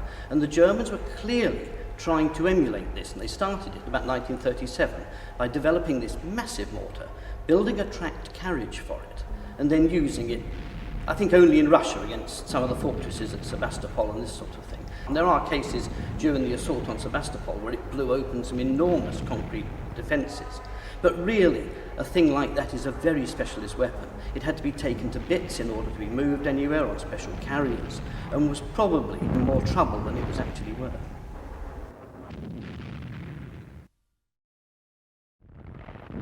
In many respects, the summer campaign of 1942 was the high watermark for the Wehrmacht. After the siege of Sevastopol, there was little work for the Karls to do, as it was now the turn of the German armies to come under siege. But the Karl class of self-propelled siege gun had proved itself successful in action. Unfortunately, the same could not always be said for Hitler's other innovations. The Karl represented the very large end of weapons development. These men are training with the other extreme, both in size and success. This was Goliath, one of 3 of the so-called demolition tanks made by Germany in the war. It was a miniature remote-controlled tank, which was designed to be guided up to enemy tanks or pillboxes, then detonated. Although this footage shows troops training with these weapons, it is obvious, even from this, that the operators had to expose themselves to hostile enemy positions in order to have any prospect of guiding the suicide weapon onto its target. In consequence, casualties were very high, and this job was very unpopular among the troops operating machines such as the Borgward B4 or the Goliath. Nonetheless, over 7,500 remote-controlled demolition tanks were built and used by the troops in the field. Their success rate is not recorded, but the ratio of failures to successes was high. The Karl and the Goliath represented very much the unconventional end of the military spectrum. Now the Goliath here was another rather fancy idea. It's basically a tiny tracked vehicle, packed with high explosive, which is directed onto its target by remote control. The Germans actually built a number of these things, either worked by radio, or in this case by wire, reeling out from the vehicle, like a little child's toy with a battery box at the back. And the men would guide it onto its target. Again, you could only really expect to use a thing like this against fixed defences, and it was the very nature of German warfare to keep mobile, so one wonders where they anticipated using it half the time. I've seen film of Goliath in which the thing is virtually incapable of staying the right way up on anything but dead level ground. And of course, the further away it is from the operator, the more difficult it is for him to aim. And once the opposition figure out what it is, they're going to do all in their power to stop it. It only requires a shot, cutting the wire to finish it. We developed similar things in Great Britain. They were all considered to be a completely useless effort. None of them ever worked properly. And I would say the same must be said for poor old Goliath. There is a famous photograph, I think taken in Italy, of a US Army soldier standing on a mountain of the darn things. And I can imagine the German army saying, to hell with it, these things are simply not worth bothering with. All the trouble of carrying to the site, setting them up, probably to be wasted the minute the thing breaks down halfway to target. Today, the rusting hulks of the armoured fighting vehicles of the Wehrmacht lie still and silent under a summer sun. This is the U.S. Army Ordnance Museum Foundation in Maryland, USA. Final resting place for many of the survivors of the titanic struggle on the Russian front. The white winter camouflage contrasts incongruously with the green summer grass and blue skies. These machines, which once brought terror to the continent of Europe, now lie rusting silently away. Among the well-known tanks such as the Panther and the Tiger are a few less familiar names: the Hummel, the Vesp and the Grasshopper. But in their day, when these drab white color schemes served a real purpose on the snow-covered steppes of Russia, their contribution was every bit as vital as the famous tanks in the Spearhead. The use of tracked vehicles to support the objectives of the Wehrmacht had grown exponentially since the start of World War II in 1939. Even in 1941, only 19 of the 140 German divisions deployed for the invasion of Russia were panzer divisions. The army of 1942 was much more mobile. Panzer grenadiers moving swiftly around the battlefield in armoured half-tracks were much more numerous. But even mobile infantry still required artillery support to achieve many of their objectives. That artillery support needed to be as mobile as they were.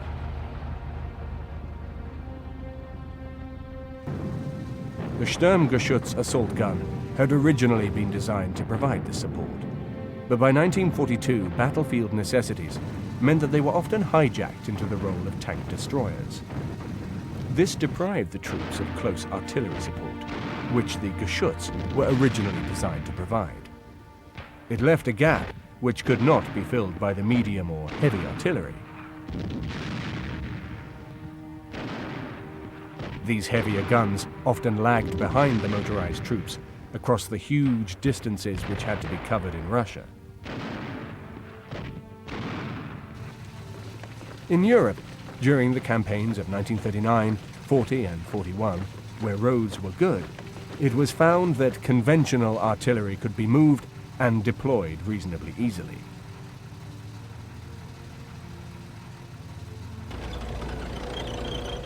But in Russia, the dirt roads turned to rivers of mud with the arrival of spring and autumn rains, and they were frequently covered in deep snow during the winter months.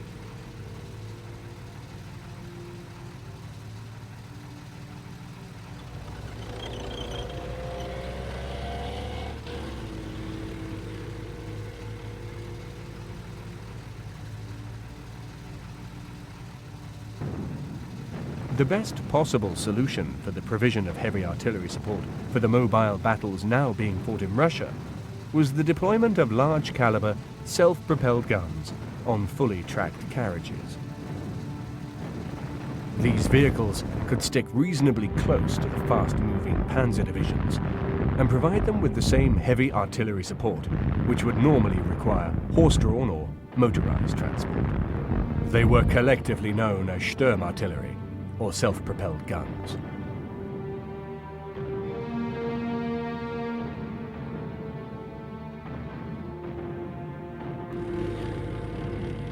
These troops seen here during the German advance into the Caucasus in 1942 are towing their gun into action.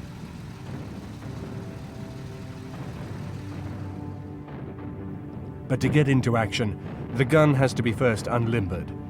At this point, the crew will be exposed to enemy fire. The heavy 15-centimeter infantry gun could be mounted on a tracked chassis to produce a vehicle which was always ready for action, and which gave the crew a measure of protection against artillery fire, and which could keep pace with the spearheads over the worst possible terrain. The self-propelled artillery units had been born.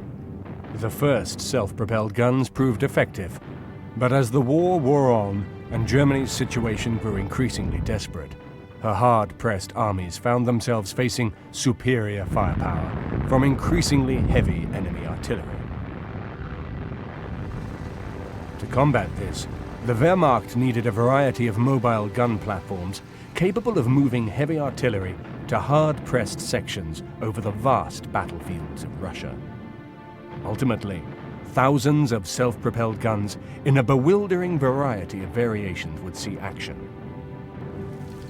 Although it was the insistent demands of the Russian front which provide the real catalyst for the development of self-propelled guns, there were a number of earlier precedents. Limited numbers of self-propelled guns, called Schwerinfanteriegeschütz, or SIG for short, had been successfully deployed in the 1940 campaign in France. Initially, these vehicles used the ridiculously light Panzer I chassis to carry the heavy 15-centimeter infantry gun. The troops advancing here are using the gun to blast infantry from buildings and strongpoints. And despite the obvious limitations of these first self-propelled guns, it was actions like these that convinced the High Command that there was a role for fully mobile heavy artillery, carried on a tracked chassis.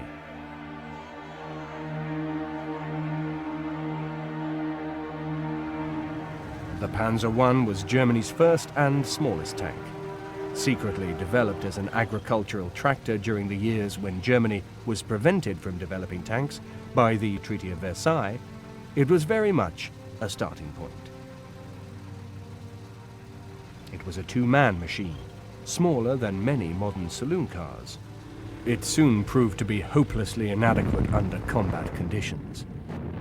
The armor was too thin, and the two-machine gun armament was ineffective. But the chassis itself was a good one, and German engineers immediately set to work to produce specialist variants for other battlefield tasks. The Germans, as a race, have long been famous for the quality of their engineering work. They are also justifiably renowned for their meticulousness.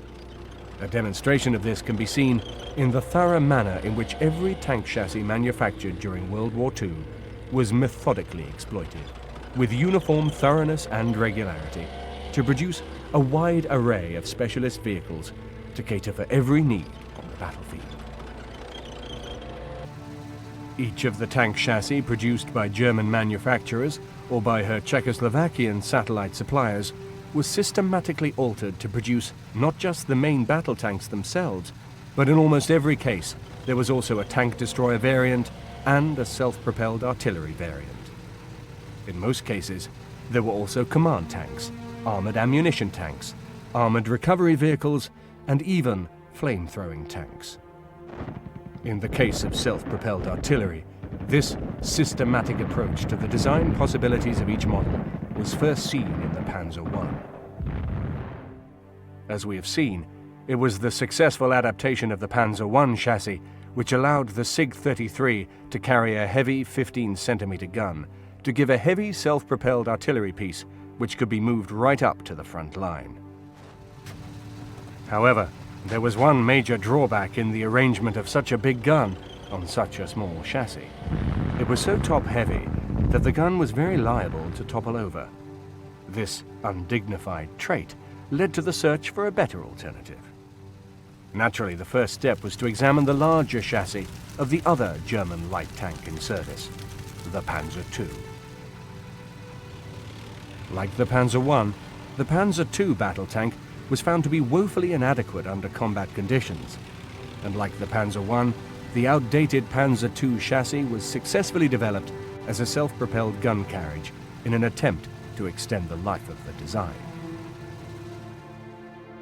In this respect, the Panzer II worked only a little better than the Panzer I. Although it gave a slightly lower profile, and hence better stability and a greater measure of protection to the crew, it was only manufactured in tiny quantities. Only 12 were made, and all appear to have been dispatched to Africa to equip the Africa Corps. In practice, neither the Panzer I or the Panzer II chassis could really deal with the requirement of the heavy 15-centimeter gun, which they were being adapted to carry. The lateral solution to the problem was found by reducing the weight of the gun from 15 centimeters to 10.5 centimeters. This produced the Wesp, or Wasp, which combined the lighter 10.5 centimeter gun on a Panzer II chassis. The Wesp was an excellent design, which was light enough to keep up with the troops, but heavy enough to produce an effective barrage. 682 of these machines were produced from 1942 and 1944. They were welcomed with open arms by the hard-pressed troops. One thing which did not find favor was the name. It did not suggest power and presence, and was dropped on the personal orders of Hitler in 1944. However, they continued to be known as Wasps to the troops, who did value their considerable sting in battle.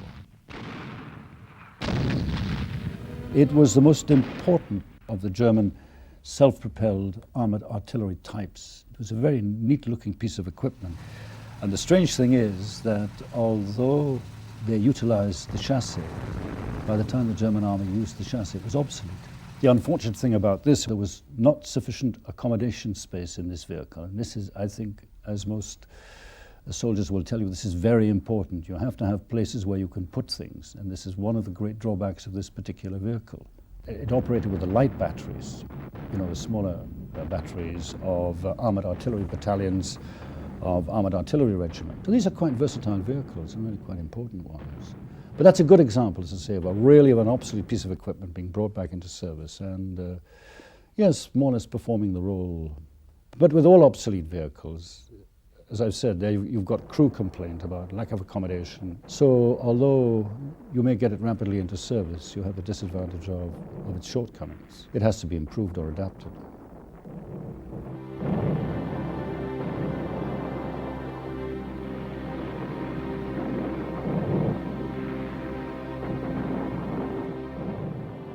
With the introduction of the Wesp, the possibilities for the Panzer II chassis appeared to have been exhausted. The ceaseless demands of the Russian front called for heavier and heavier guns.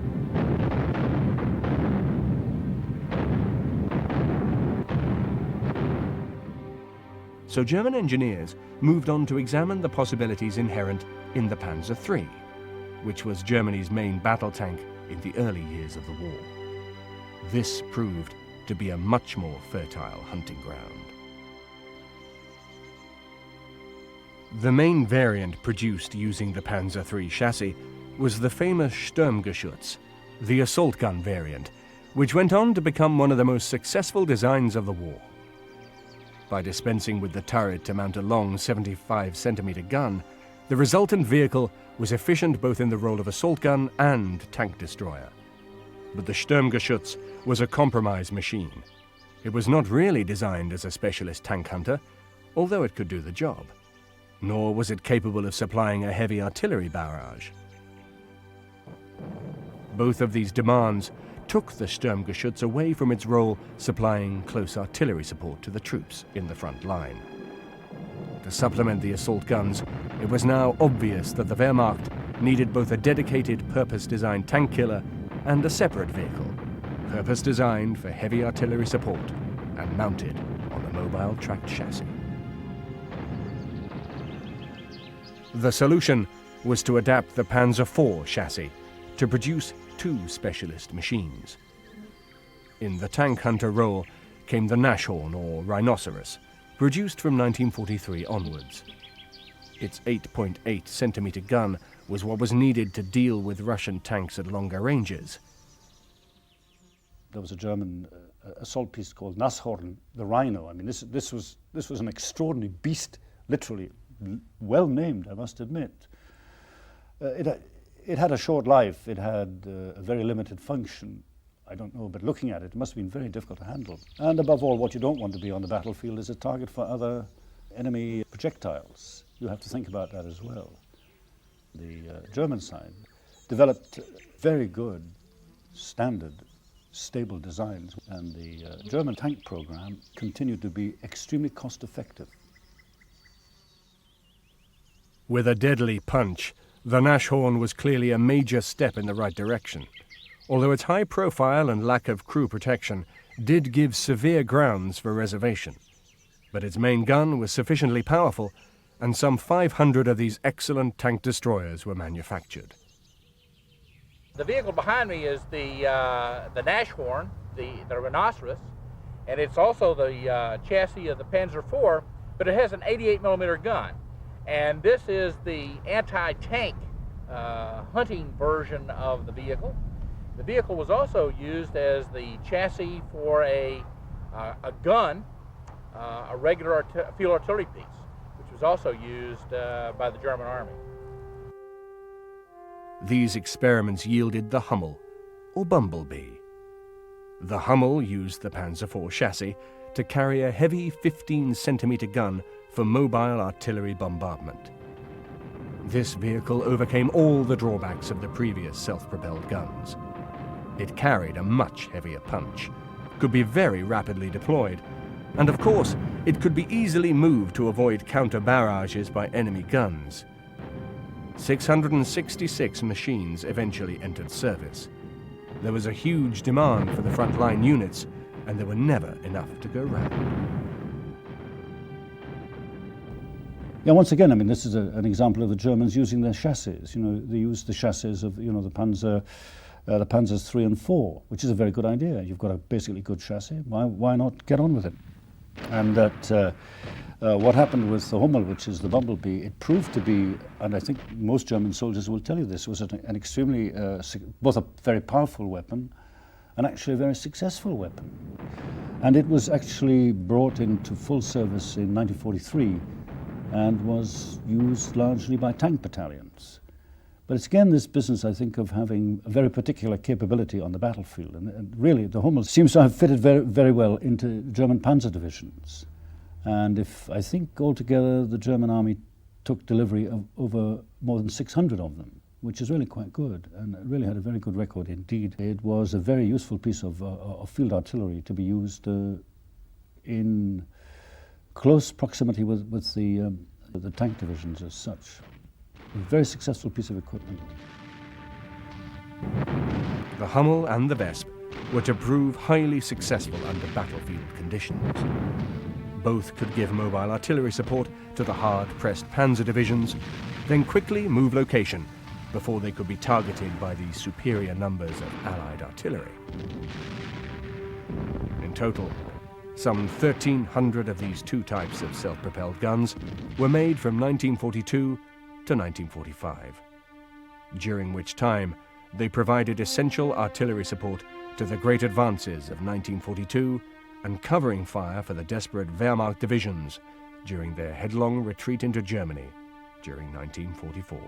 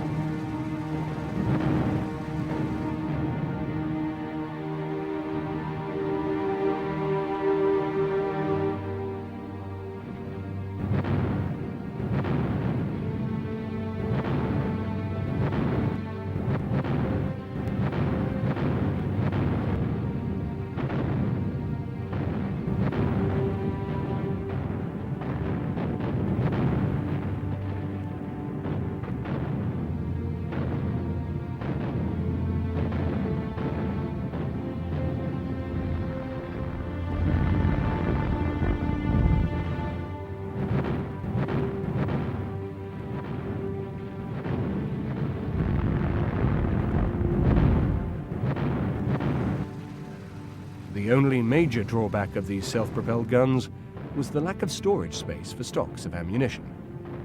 In the case of the Hummel, there was only enough room for 18 rounds. A constant round of resupplying was therefore required during any significant bombardments.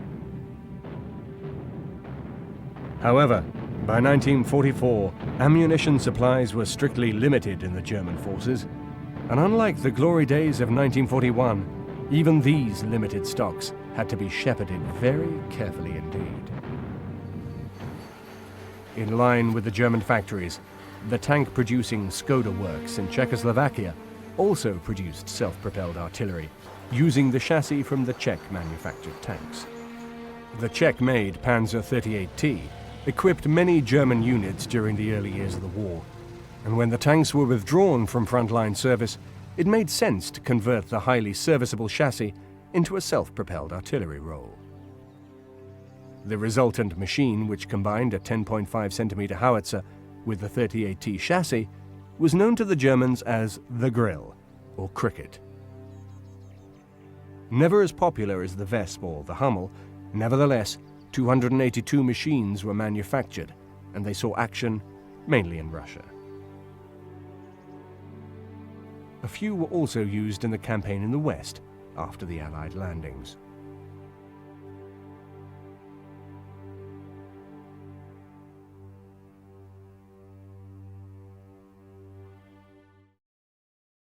By this stage of the war, time was beginning to run against the Germans, and in the limited time available, the late-war Panzer V and VI chassis did not produce as many conversions as previous vehicles.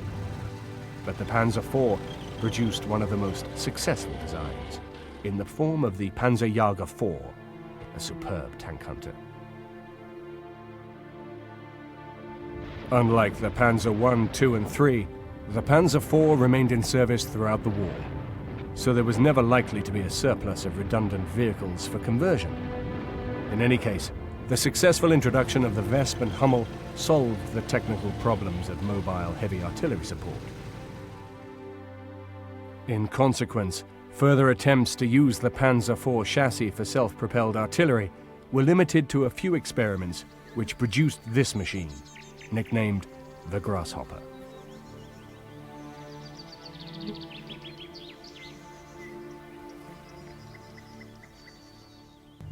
This is the Grasshopper.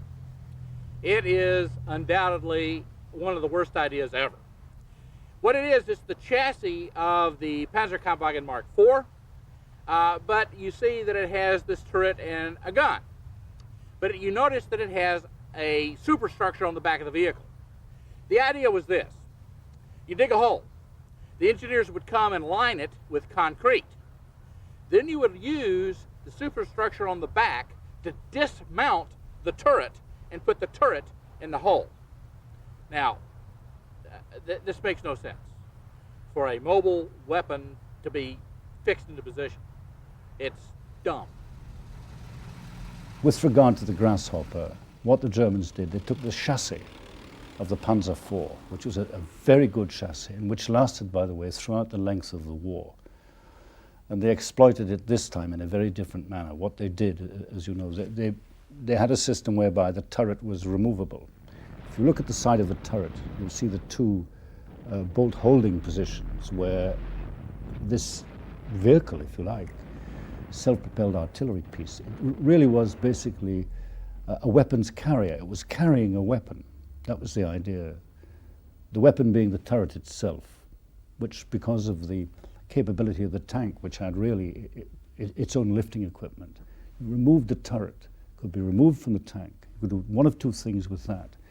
You could either apply two wheels to the turret which you had removed and move it to whichever position you wanted, or in fact you could then emplace it as a fixed firing point, as a, if you like, an immediately emplaceable strong point.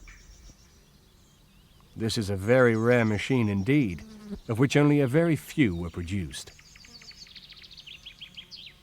Some sources put the figure as low as 2 machines, others say 14 were made. With the warped logic which led to its creation, that's no great surprise.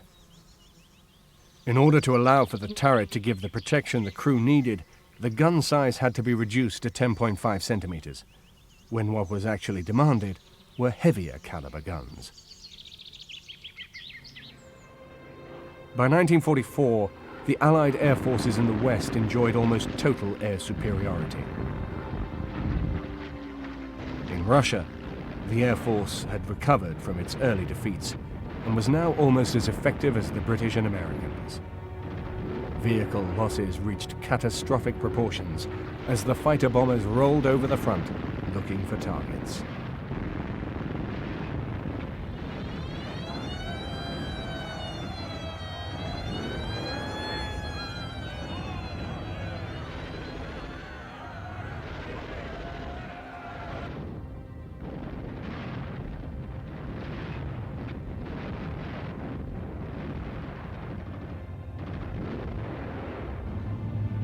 Now the real priority was for anti-aircraft protection, which could move with the tanks and give some cover against the relentless attacks of the Allied fighter bombers. It was in this role that more Panzer IV conversions were made.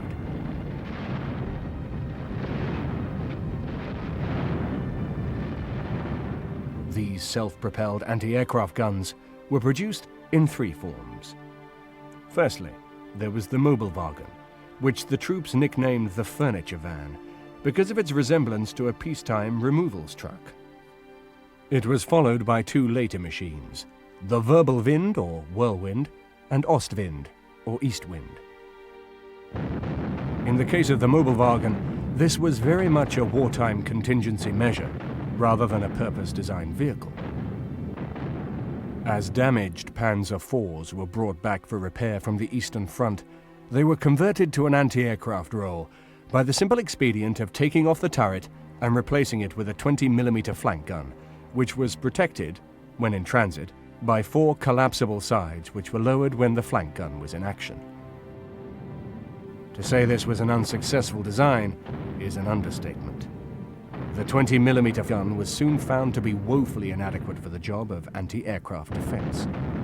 Of even greater concern was the fact that the sides of the Mobilwagen had to be lowered to allow the gun to fire. This left the crew with no protection whatsoever, and defeated the whole purpose of mounting the gun on a tank chassis in the first place. The frontline troops were quick to point out that, in action, the same result could have been achieved by placing an anti-aircraft gun on the back of a truck.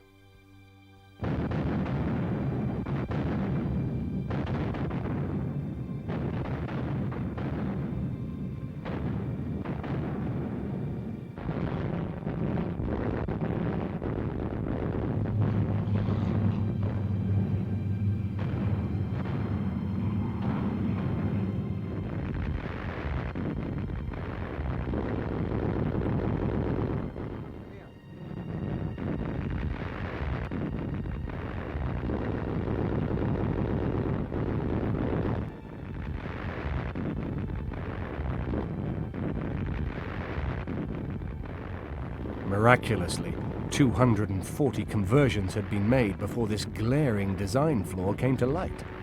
Effectively, 240 precious tanks had been wasted. A measure of effectiveness was achieved by increasing the size of gun from 20mm to 37mm, but the Mobilwagen was deemed a failure. It was obvious that what was required was an anti-aircraft vehicle that gave the crew the benefits of armor protection while they were in action. The solution was a specialist vehicle known as the Wirbelwind. It used the Panzer IV chassis and used 4 20mm flank guns in a quad arrangement, now mounted on a fully rotating turret, which gave the crew some measure of protection. The Wirbelwind was nothing more than anti-aircraft artillery. It had 4 20mm cannon on it. And because the Allies had air superiority, the Germans had to have a way to keep mobile anti-aircraft artillery up with their tanks to protect not only their tanks, but things like their trains, the logistics trains that any army has. And this was a very, very effective way to do it because you had 4 very fast-firing cannon that were used on anti-aircraft mode and could take out low-flying Allied aircraft like the Typhoon, which was a rocket-firing aircraft used against tanks. Very difficult to take out German tanks using our equipment on the ground, the American M4 Sherman being a perfectly awful tank. But a rocket-firing Typhoon could certainly take out a Tiger, no problem. So the whirlwind, the whirlwind was a way to keep the Allied aircraft off your tanks.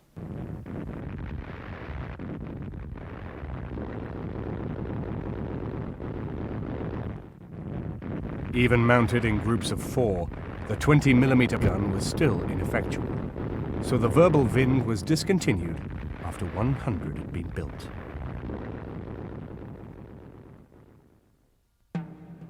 The successor to the verbal Wind was known as the Ostwind, but the end was now in sight, and only 43 machines were made to combat an Allied air force which was flying 20,000 aircraft in the skies over Germany.